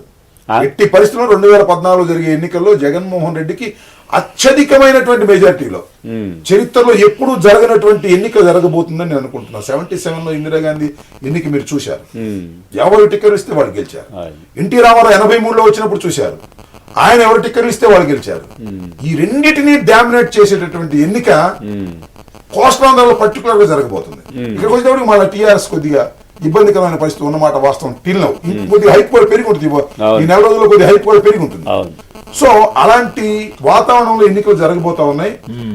ఎన్ని కుట్రలు చేసినా, ఎంత సమైక్యవాదాన్ని అక్కడ ఉత్తం లేపదీసి ప్రయత్నం చేసి కేసీఆర్ ని ఇక్కడ వాళ్ళ చేతి తిట్టించి, కేసీఆర్ వాళ్ళ చేతి తిట్టించి, వీళ్ళిద్దరి మధ్యన గేమ్ మొత్తం నడుస్తూ ఉంది. అసలు జగన్మోహన్ రెడ్డి జైల్లో ఉన్నాడు, ఏం సంబంధం లేదు అనుకున్నా, ప్రజల్లోకి వెళ్లిపోయినటువంటి ఒక పెద్ద అంశాన్ని 2014 ఎన్నికల తరువాత ఆలోచిస్తారు తప్ప 2014 లోపు ఈ అన్ని కూడా చాలా చిన్న చిన్న అంశాలు. మీరు వాళ్ళు చెబుతున్నాను, ఇంకో 10 రోజులకి ఈ రెండు విషయాలు పాతపడిపోతాయి. మళ్ళీ అదే విషయం వస్తుంది. మళ్ళా షర్మిల పాదయాత్ర అయినప్పుడు మళ్ళీ ఫ్రెష్ గా అదే ఇష్యూ, జగన్మోహన్ రెడ్డి ఇష్యూ వస్తుంది. కొంతకాలం జగన్మోహన్ రెడ్డి గారి ఇష్యూని, వైఎస్ఆర్ కాంగ్రెస్ పార్టీని, విజయమ్మ గారిని లేదా షర్మిల గారిని కొంతకాలం ఒక వారం రోజుల పాటు బ్లాక్ చేయడం కోసం, నెల కోసం బ్లాక్ చేయడం కోసం ఈ కార్యక్రమాలన్నీ చేశారనేటువంటి భావన కలుగుతా ఉన్నది. తర్వాత అవి వచ్చేస్తాయి, న్యాచురల్ గా ఏమున్నాయి బయటకు వచ్చేస్తాయి. అంటే కాంగ్రెస్ పార్టీ డిస్క్రెడిట్ అయిపోతుంది, అటు ఇటు నాటకాలు ఆడుతుంది అనేది అటు ఇటు కూడా తిడుతూ ఉన్నారు. మీరంటే ఒక విధంగా సమైక్యవాదం ఇంతకాలం మాట్లాడకుండా ఇప్పుడు ఎందుకు మాట్లాడుతున్నారని క్వశ్చన్ చేసేవాళ్ళు ఉన్నారు. ఏది అరుణ్ కుమార్ ఎఫెక్టివ్గా చెప్పాడని అంటూనే ఎప్పుడో చెప్పుండాల్సింది కదా, ఇప్పుడు ఎందుకు చెబుతున్నాడు ఇది వాళ్ళు ఉన్నారు. వీటన్నిటి మధ్య YSR Congress party versus TDP Andhra ప్రాంతంలో పోటీ జరుగుతుంది ప్రధానంగా. ఇక టీఆర్ఎస్ఎస్ వర్సెస్ టీడీపీ పోటీ జరుగుతుంది అనేటువంటి ఒక అభిప్రాయం ఇటీవల కాలంలో ఎక్కువ వినపడుతుంది. మీరు ఎట్లా ఆలోచిస్తారు సార్? ఇప్పుడు ఇంకోటి కూడా చెప్పాలి మీకు, ఇండియా టుడే ఇచ్చిన సర్వే కూడా ప్రధానంగా సీమాంధ్ర ప్రాంతంలో అంటే ఆంధ్ర రాయలసీమ ప్రాంతాల్లో మేజర్గా టీడీపీ వర్సెస్ వైఎస్ఆర్సీపీ జరుగుతుంది. ఇక్కడ టీఆర్ఎస్ టీడీపీ మధ్య జరుగుతుంది. TRS will be number 1 force, అక్కడ YSRCP will be number 1 force. వాళ్ళు ఒక మాట వాడారు మొన్న దాంట్లో, ఇండియా టుడే దాంట్లో, it will emerge as a major force అన్నారు. ఎవరు? YSR Congress party. అంటే సింగిల్ లార్జెస్ట్ పార్టీ ఎమర్జ్ అవుతుందా అనే విధంగా హంగ్ వస్తుంది అన్నట్టుగా ఫిగర్స్ ఒక సర్క్యులేషన్లో ఉన్నాయి. ఒకటి, it will emerge as a major force అంటే సింగిల్ లార్జెస్ట్ పార్టీగా ఎమర్జ్ అవుతుంది అనేటువంటి ఒక అభిప్రాయం ఒకటి వచ్చింది. దీన్ని ఎట్లా చూస్తారు మీరు ఈ పరిస్థితి? సార్ ఇప్పుడు ఈ సర్వేలు వచ్చేటప్పటికి రకరకాల సర్వేలు మార్కెట్లో ఫ్లోట్ అయి ఉన్నాయి. According to India today survey అనండి, లేకపోతే దాని మీద ప్రచారం జరుగుతున్నది, హంగ్ వస్తుంది, సింగిల్ లార్జెస్ట్ పార్టీగా వైఎస్ఆర్సీపీ వస్తుంది అని. ఈ మధ్య ఇంకోటి లగడపాటి గారే ఒక సర్వే చేయించాడని, అది ఒక ఫ్లోటింగ్ లో పెట్టారు. నిజమేంతో మనకు తెలియదు, ఎందుకంటే ఏ సర్వే జరిగినా లగడపాటి సర్వే అంటే దానికి విలువ వచ్చే పరిస్థితి క్రియేట్ చేశారు Chanakya. So today Chanakya. So అతని పేరు మీదుగా ఒకటి జరుగుతుంది. దాని ప్రకారం నేను చూసింది ఏంటంటే 191 సీట్స్ వైఎస్ఆర్సీపీకి.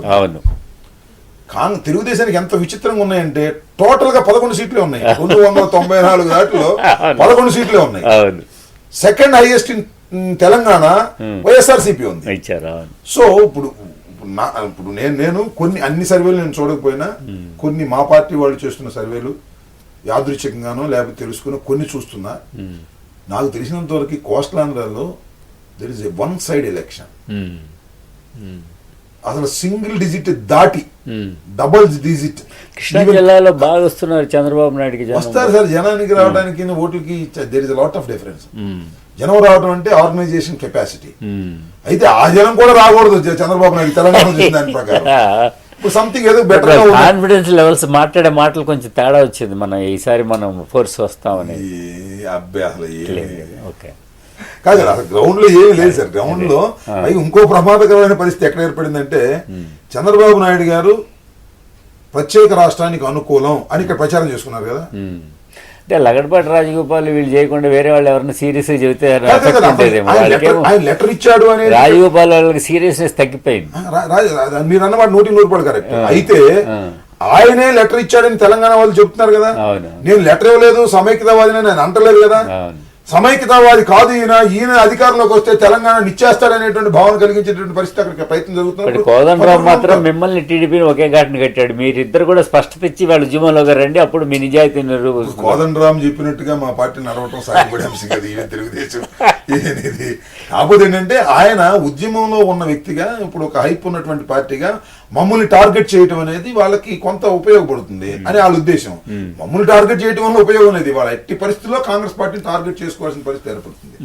టోటల్ గా కోస్తాంధ్రలో గానీ, రాయలసీమలో గానీ, లేదా తెలంగాణలో కానీ యాజ్ ఇట్ ఈజ్ గా రాష్ట్రం ఉమ్మడిగా ఉండి ఎన్నికలు జరిగితే అసలు మీకు ఏ విధమైన డౌట్ అవసరం, జగన్మోహన్ రెడ్డికి 200 పైచిలుకు సీట్లతోనే గెలుస్తాడు. దానిలో జైల్లో ఉన్నాడు, విధులు అవుతాడా లేదా. మరి మీరు గెలిస్తే ఏంటి కాంగ్రెస్ పార్టీకి ఉపయోగం?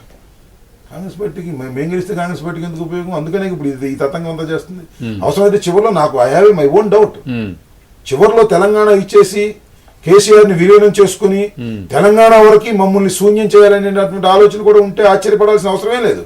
కాంగ్రెస్ పార్టీ తప్పనిసరిగా యూపీఏకి సపోర్ట్ చేస్తారు కదా. అసలు ఆ రోజు అసలు యూపీఏ మేము సపోర్ట్ చేసినా ఇంకోటి సపోర్ట్ చేసినా వచ్చే పరిస్థితి ఉండాలి. అకార్డింగ్ టు మీరు ఇందాక చెప్పిన సర్వే ప్రకారం ఎవరు సపోర్ట్ చేసినా యూపీఏ 3 అనేది ప్రశ్నే లేదంటున్నారు. అన్నప్పుడు ఇక జగన్మోహన్ రెడ్డి సపోర్ట్ చేస్తాడా, కేసీఆర్ సపోర్ట్ చేస్తాడా అనే ప్రశ్న ఇక్కడ ఉద్భవిస్తుంది. మేము సపోర్ట్ చేస్తే అందుకునేటట్టు ఉండాలి. ఆ రోజున్న రాజకీయ పరిస్థితుల దృష్ట్యా బీజేపీను కాంగ్రెస్ కానటువంటి పక్షాలు ఏమైనా వస్తే దానికి వెళ్ళొచ్చు కదా మేము ఆ రోజున. అవునండి. ఇప్పుడు రాంబాబు గారు ఒక నిస్తేజమైన పరిస్థితి ఉంది. ప్రజల్లో ఉన్న అభిప్రాయం పక్కడితే పార్టీలో ఎట్లా ఎమ్మెల్యేలు వీళ్ళు కాంగ్రెస్ పార్టీ నుంచి కానీ ఇతరత్ర కానీ మీ పార్టీలోకి వచ్చి ఆ వలసలో వచ్చి రావడానికి సిద్ధంగా ఉండి ఆయన రామారావు గారు చెప్పినట్టు మీరు టికెట్ ఇస్తారంటే చాలామంది వచ్చేట్టుగా ఉన్నారని ఆ పరిస్థితి ఇప్పటికీ ఉందా? అంటే బడ్జెట్ సెషన్ నాటికి ఏమన్నా గవర్నమెంట్ని పడేసే, ఎందుకంటే మీకు ఏమి రిలీఫ్ దొరకట్లేదు కదా పొలిటికల్గా చూసినప్పుడు. ఇలాంటి పరిస్థితుల్లో ఇలాగే కంటిన్యూ అయితే మీరు ఇంకా డౌన్ అయ్యే అవకాశం ఉంటుంది కదా ఎక్కువ. కాంగ్రెస్ పార్టీ అధికారం ఉపయోగించుకొని జగన్మోహన్ రెడ్డి గారు 6-8 మాసాల నుంచి జైల్లో ఉండి ఖాళీగా కూర్చున్నాడని ఎవరన్నా అనుకుంటే అది పొరపాటు. రాష్ట్రం మొత్తంలో ఏమి జరుగుతుంది ఏమిటి అనేది ఆయన మైండ్ లో వర్కౌట్ చేసుకుంటున్నాడు. 294 సీట్లలో ఎవరైతే బాగుంటుంది ఎవరైతే బాగోదు అనేది సెలక్షన్ కూడా ఆల్మోస్ట్ ఆల్ మైండ్ లో చేసుకుంటున్నాడు. He send indications also. ఆయన జైల్లోకి వెళ్ళిన తరువాతే నేను సత్యనపల్లిలో తిరగటం ప్రారంభించాను. అంటే యు గో టు సత్యనపల్లి అని he has dictated me, so I have gone there. So Satyanapalli. So ఆయన ఈ రకంగా అన్ని కూడా మ్యాప్ అంతా ఫిక్స్ చేసుకుంటున్నాడు. నిన్నగాక మొన్న నాని వెళ్ళి బందర్ శాసనసభ్యుడు వెళ్ళి కలిసి వచ్చాడు. కలిశాడు అంటే పార్టీలో చేరుతున్నాడని అర్థమే. జైల్లో ఉండటానికి ఉన్న వ్యక్తిని వెళ్ళి కలిసి అతను బందర్ పోటీ చేయబోతున్నాడని ఇండికేషన్ కూడా పోతుంది. సో ఇవాళ నాకు తెలిసి 294 సీట్లలో సుమారుగా 50% of the seats almost all ఆయన మైండ్ లో క్యాండిడేట్స్ డిసైడ్ చేయబడ్డారు. కడవాయన్ని ప్రయారిటీ 1-2 నేమ్స్ తో సిద్ధమైపోయింది. ఎప్పుడు నగారా మోగితే ఆయన జైల్లో ఉన్న, ఒకవేళ ఇవాళ పక్కన గవర్నమెంట్ పడిపోతుంది, ఎన్నికల డేట్ ఇచ్చినా కూడా సర్వసన్నద్ధమై ఉన్నటువంటి రాజకీయ పార్టీ వైఎస్ఆర్ కాంగ్రెస్ పార్టీ. దానిలో ఏ మాత్రం సందేహపడవలసిన అవసరం లేదు. 8 నెలలు ఆయన విశ్రాంతి తీసుకోవడం వల్ల ఇవన్నీ వనగొడేటువంటి పరిస్థితులు, దాన్ని ఉపయోగించుకునే పరిస్థితుల్లో ఆయన ఉన్నాడు. అందువల్ల ఆయనేమి బెదిరిపోయో లేకపోతే భయపడిపోయో వర్క్ చేయకుండా పారిపోయే కాంగ్రెస్ పార్టీ అనుకున్నట్టుగా కాంగ్రెస్ పార్టీలో విలీనం చేసేసో కామెంట్ ఏంటంటే క్యాజువల్ గా అన్నాడంటారా లేకపోతే ఏంటి? అది వైఎస్ఆర్ కాంగ్రెస్ తో పొత్తుల గురించి లోకల్ లీడర్స్, స్టేట్ లీడర్స్ ఆలోచించుకోవాలి. అది పొత్తుల గురించి లోకల్ లీడర్స్ ఆలోచించుకోవాలన్నాడు. వైఎస్ఆర్ కాంగ్రెస్ పార్టీ సంగతి అదే లోకల్ చూసుకుంటారు అన్నాడు. అదే వైఎస్ఆర్ కాంగ్రెస్ పార్టీ లోకల్ కలిసిపోతున్నట్టు ఏమిటిది అర్థం కాదు. అసలు మేము పొత్తు పెట్టుకోవాల్సిన పరిస్థితిలో ఉన్నామా? మరి ఎవరితో పొత్తు పెట్టుకోవాలి? మొత్తం మునిగిపోతున్న కాంగ్రెస్ పార్టీతో పొత్తు పెట్టుకుని మేము ఏమైపోవాలి? రాజకీయంగా అనుకుందాం, స్వార్థంగా అనుకుందాం కాసేపు. మొత్తం ఏమీ లేని జీరోలో ఉన్నటువంటి కాంగ్రెస్ పార్టీని పొత్తు పెట్టుకుని మేమేం సాధించగలుగుతాం? అందువల్ల పొత్తు మరొకరితో పెట్టుకోవలసినటువంటి పరిస్థితి అయితే వైఎస్ఆర్ కాంగ్రెస్ పార్టీకి ఈవెన్ తెలంగాణ, ఈవెన్ ఆంధ్రప్రదేశ్ లో లేదు. మోర్ దాన్ 200 సీట్స్ వస్తాయి. తర్వాత మిగిలేది టిఆర్ఎస్, తర్వాత కాంగ్రెస్ ఉంటుందా, తెలుగుదేశం ఉంటుందా 4th ప్లేస్ కి. ఒక రీజనల్ పార్టీలో ఒక సబ్ రీజనల్ గా ఉన్నటువంటి పార్టీ 2nd ప్లేస్ కు రాబోతుంది అనేటువంటి సంకేతాలు కనిపిస్తా ఉన్నాయి. అంటే ఈవెన్ టిఆర్ఎస్ ఒక ప్రాంతానికి సంబంధించినటువంటి రాజకీయ పార్టీగా ఉన్న టిఆర్ఎస్ కన్నా కూడా తక్కువ సీట్లు తెచ్చుకునేటటువంటి ప్రధాన ప్రతిపక్షం, అధికారంలో ఉన్నటువంటి ప్రతిపక్షం కూడా అంతకన్నా తక్కువ తీసుకొచ్చే విచిత్రమైన పరిస్థితి రేపు 2014 తర్వాత మనం చూడబోతున్నాం. ఇప్పుడు మీరు అక్కడ సమైక్యవాదం అంటే మన గురునాథ్ రెడ్డి గారు చేసిన స్టేట్మెంట్ పార్టీ ఏమైనా అడాప్ట్ చేసుకుంటుంది సమైక్యవాదాన్ని ఆంధ్ర ప్రాంతంలో? మేము ఇప్పుడు నేను ఉన్నాను సార్, నేను 100% సమైక్యవాదినేగా. ఇంతకుముందు ఎన్నిసార్లు సమైక్యవాదం గురించి మాట్లాడాం. వైఎస్ఆర్సీపీ ఆవిర్భావం కాకముందు లేదా అంతకుముందు కూడా మాట్లాడాం, ఆవిర్భావం తర్వాత కూడా మాట్లాడాం. ఒకసారి ప్లేనరీలో we have taken a stand, ఆ స్టాండ్ కట్టుబడి ఉన్నాం. ఇప్పుడు గురునాథ్ రెడ్డి గారిని చక్కగా అడిగి అందరూ విద్యార్థులందరూ ఇచ్చేస్తే ఆయన ఒరిజినల్ తత్వం బయటపడింది. పార్టీ కట్టుబడి కన్నా కూడా వ్యక్తిగతమైనటువంటి అభిప్రాయాన్ని వ్యక్తం చేశాడు. నన్ను రేపు వచ్చి గందరగోళం చేశారు కూడా సమైక్యవాదులు, మరి ఆ మనసులో నేను సమైక్యవాదిని బేసిక్ గా. కానీ పార్టీ ఒక నిర్ణయం తీసుకుంది కాబట్టి దాన్ని ఆ వాదాన్ని వినిపించడం నా ధర్మం, పార్టీలో ఉన్నాను కట్టుబడి ఉంటాను. ఫైనల్ గా రాంబాబు గారు ఒకటే, మన సపోజ్ రేపు tomorrow there is a hung అనుకోండి, సింగిల్ లార్జెస్ట్ పార్టీ అనుకుందాం, what is your first choice పార్ట్నర్గా? అంత సింగిల్ లార్జెస్ట్ గా ఉన్నప్పుడు అధికారంలో రాకపోతే ప్రధాన ప్రతిపక్షంలో ఉంటారు. ఎట్లా ఉంటాం? ఏముంది దాంట్లో? అది మీరు రాజకీయాలు చూశారు. అసలు ఈ హంగు అసెంబ్లీలు, హంగు పార్లమెంట్లు ఎన్నాళ్ళు పనిచేస్తాయండి? ఒక మేజర్ పార్టీ కాంగ్రెస్ పార్టీ వల్ల అయింది కానీ అన్ని చోట్లను సాధ్యపడదు. అది ఊహాజనితమైంది, అసలు అసాధ్యమైన విషయం. మళ్ళీ ఎలక్షన్స్ ఆంధ్రప్రదేశ్ చరిత్రలో లేదు. మీరు చెప్పేది ఊహాజనితమైంది. అవును, పైగా ఆ స్థాయిలో మేము లేము. అది ఓకే. నేను మీరు అడిగారు కాబట్టి చెప్తున్నాను కానీ అవసరమైతే అపోజిషన్ లో కూర్చుంటామని ఆ ప్రశ్నే ఉద్భవించదు. మాకున్న కాన్ఫిడెన్స్ అసలు మీరు చూశారు, మొన్న 18 సీట్లు పోటీ చేస్తే 15 సీట్లు వస్తే మీకు ప్రతిపాడు, మీకు బాగా తెలుసు, ప్రతిపాడు అనే సీటు గెలవటం పెద్ద విచిత్రమైన విషయం కాదు. 15,000 మెజార్టీతో గెలవటం అంటే what is the ground level. Prathipadu అనేది సాంప్రదాయ సిద్ధంగా తెలుగుదేశానికి పెట్టని కోట. మొన్న జస్ట్ బిఫోర్ కొద్ది మెజార్టీతో గెలిచినటువంటి సుచరిత, మొన్న ఆమె మీద వ్యతిరేకత ఉందని చాలా ప్రచారం జరిగినప్పటికీ కూడా అట్లాగే గొర్రెల బాబురావు పాయికరావుపేటలో 600 మెజార్టీతో గెలిచాడు, మొన్న 1000 మెజార్టీతో గెలిచాడు. సో ఇదంతా పెద్ద హైప్ క్రియేట్ అయి ఉన్నటువంటిది. అందరూ జగన్మోహన్ రెడ్డి పరిపాలన కావాలని కోరుకుంటున్నారు.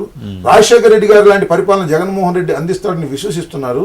దీన్ని జైల్లో పెడితే అయిపోతుంది అనుకోవడం చాలా పొరపాటు. బై ఎలక్షన్స్ వేరే, జనరల్ ఎలక్షన్స్ అడ్వాంటేజ్ ఉంటుందండి. ఇప్పుడు నేనేంటంటే బై ఎలక్షన్స్ లో ఖచ్చితంగా డిఫరెంట్ గా ఉంటుంది. ఎవరికి అనుకూలంగా ఉంటుంది బై ఎలక్షన్ లో? అధికార పార్టీకి అనుకూలంగా ఉంటుంది. బై ఎలక్షన్ కాకపోతే అపోజిషన్ ఉన్న పార్టీలకు అనుకూలంగా ఉంటుంది. కానీ ఇక్కడ బై ఎలక్షన్ కాకపోతే మరింతగా లబ్ధి పొందేది అపోజిషన్ ఉన్న పార్టీలు, కానీ కాంగ్రెస్ పార్టీ కాదు. కాంగ్రెస్ పార్టీ అధికారం కోల్పోయే దశలో జరిగేటువంటి ఎన్నికలు కాంగ్రెస్ పార్టీ గురించి పెద్దగా ఎవరు ఇప్పుడు ఎక్స్పెక్ట్ చేయట్లేదు. ఏంటంటే YSR Congress party, TDP, TRS. Congress party 2 చోట్ల వస్తుందని మొన్నటి సర్వే కూడా ఉంది. వాళ్ళు 2 ప్లేసెస్ లోనూ లూజ్ అయ్యేది కాంగ్రెస్ పార్టీ అనేది ఒకటి తేల్చి చెప్పారు వాళ్ళు. కాదు సార్, కాంగ్రెస్ పార్టీ కన్నా తెలుగుదేశం మెరుగ్గా ఉందా, మెరుగ్గా లేదా అనేది డెప్త్కి వెళ్ళి రీజనబుల్ సర్వేలు చేయించుకుంటే అర్థమైంది తప్ప కాంగ్రెస్ పార్టీ కన్నా తెలుగుదేశం ఏం పెద్ద మెరుగ్గా ఉన్నటువంటి సందర్భాలు నాకేం కనిపించలేదు. మన ఎలక్షన్ కూడా మనం చూసాం కదా, వాళ్ళు 2 గెలిచారు, ఈయన ఒకటి కూడా గెలవలేదు. సో ఆఫ్ కోర్స్ ఆ 2 గెలవడానికి ప్రధానమైన కారణం మేనేజ్మెంట్ స్కిల్స్. అక్కడ ఉన్న పరిస్థితుల్లో వాళ్ళు టీడీపీ క్యాండిడేట్లు, కాంగ్రెస్ మేనేజ్మెంట్ కెపాసిటీ ఉన్నాయి. చంద్రబాబు నాయుడు గారి పార్టీలో ఆ 2 చోట్ల గెలిచినటువంటి వాళ్ళకి డిపాజిట్లు పోయేటటువంటి పరిస్థితి, యోధానుయుధులైనటువంటి నాయకులకు డిపాజిట్లు పోయినాయి, మాజీ మంత్రి గారు డిపాజిట్లు పోయింది, అంటే షిఫ్ట్ అయిపోయారు ఓటర్. సో అందువల్ల ఈ 2 కూడా జగన్మోహన్ రెడ్డికి ఏదైనా కాస్తో కోస్తో వ్యతిరేకత ఉంటే ఆ వ్యతిరేకతను పంచుకోవడానికి పనికొచ్చే రాజకీయ పార్టీలే తప్ప ఇంకొక జగన్మోహన్ రెడ్డిని నిలువరింపజేసే శక్తి కానీ కాంగ్రెస్ వ్యతిరేకతని టీడీపీ, వైఎస్ఆర్సీపీ పంచుకోవడం కాదు. కాంగ్రెస్ వ్యతిరేకతని 100కి 100 పాళ్ళు జగన్మోహన్ రెడ్డికి రాబట్టే జగన్మోహన్ రెడ్డి ఆ స్టేజ్కి వచ్చాడు. లెక్క ప్రకారం అయితే మెయిన్ అపోజిషన్కి రావాలి. అదే సరే, ఎనీవే అది ఫార్ఫెచ్డ్ అనుకోండి. ఓకే, మొత్తానికి ఈ వైఎస్ఆర్ కాంగ్రెస్ పార్టీ ఒక సందిగ్ధశలో ఉందనుకోవాలా? ఎందుకంటే ఒక డిసప్పాయింటింగ్ స్టేట్లో ఉంది. జగన్మోహన్ రెడ్డికి బెయిల్ ఇప్పట్లో వచ్చేట్టు కనపట్లేదు. ఇంకా 2 నెలల వరకు అయితే డెఫినెట్గా లేదు. ఏప్రిల్లో అప్లై చేసుకోవాలా మార్చి. అప్పటికి సిబిఐ ఎంక్వైరీ లిమిట్ ఏం పెట్టలేదు మాకు సుప్రీంకోర్టు అని చెప్తోంది సిబిఐ. సరే, అప్పుడు ఏం జరుగుతుందనేది సుప్రీంకోర్టు ఏ వ్యూ తీసుకుంటుంది అనేది కింది కోర్టులకి ఏం ఛాయిస్ ఉన్నట్టు కనబట్టలేదు. Only supreme court has to decide.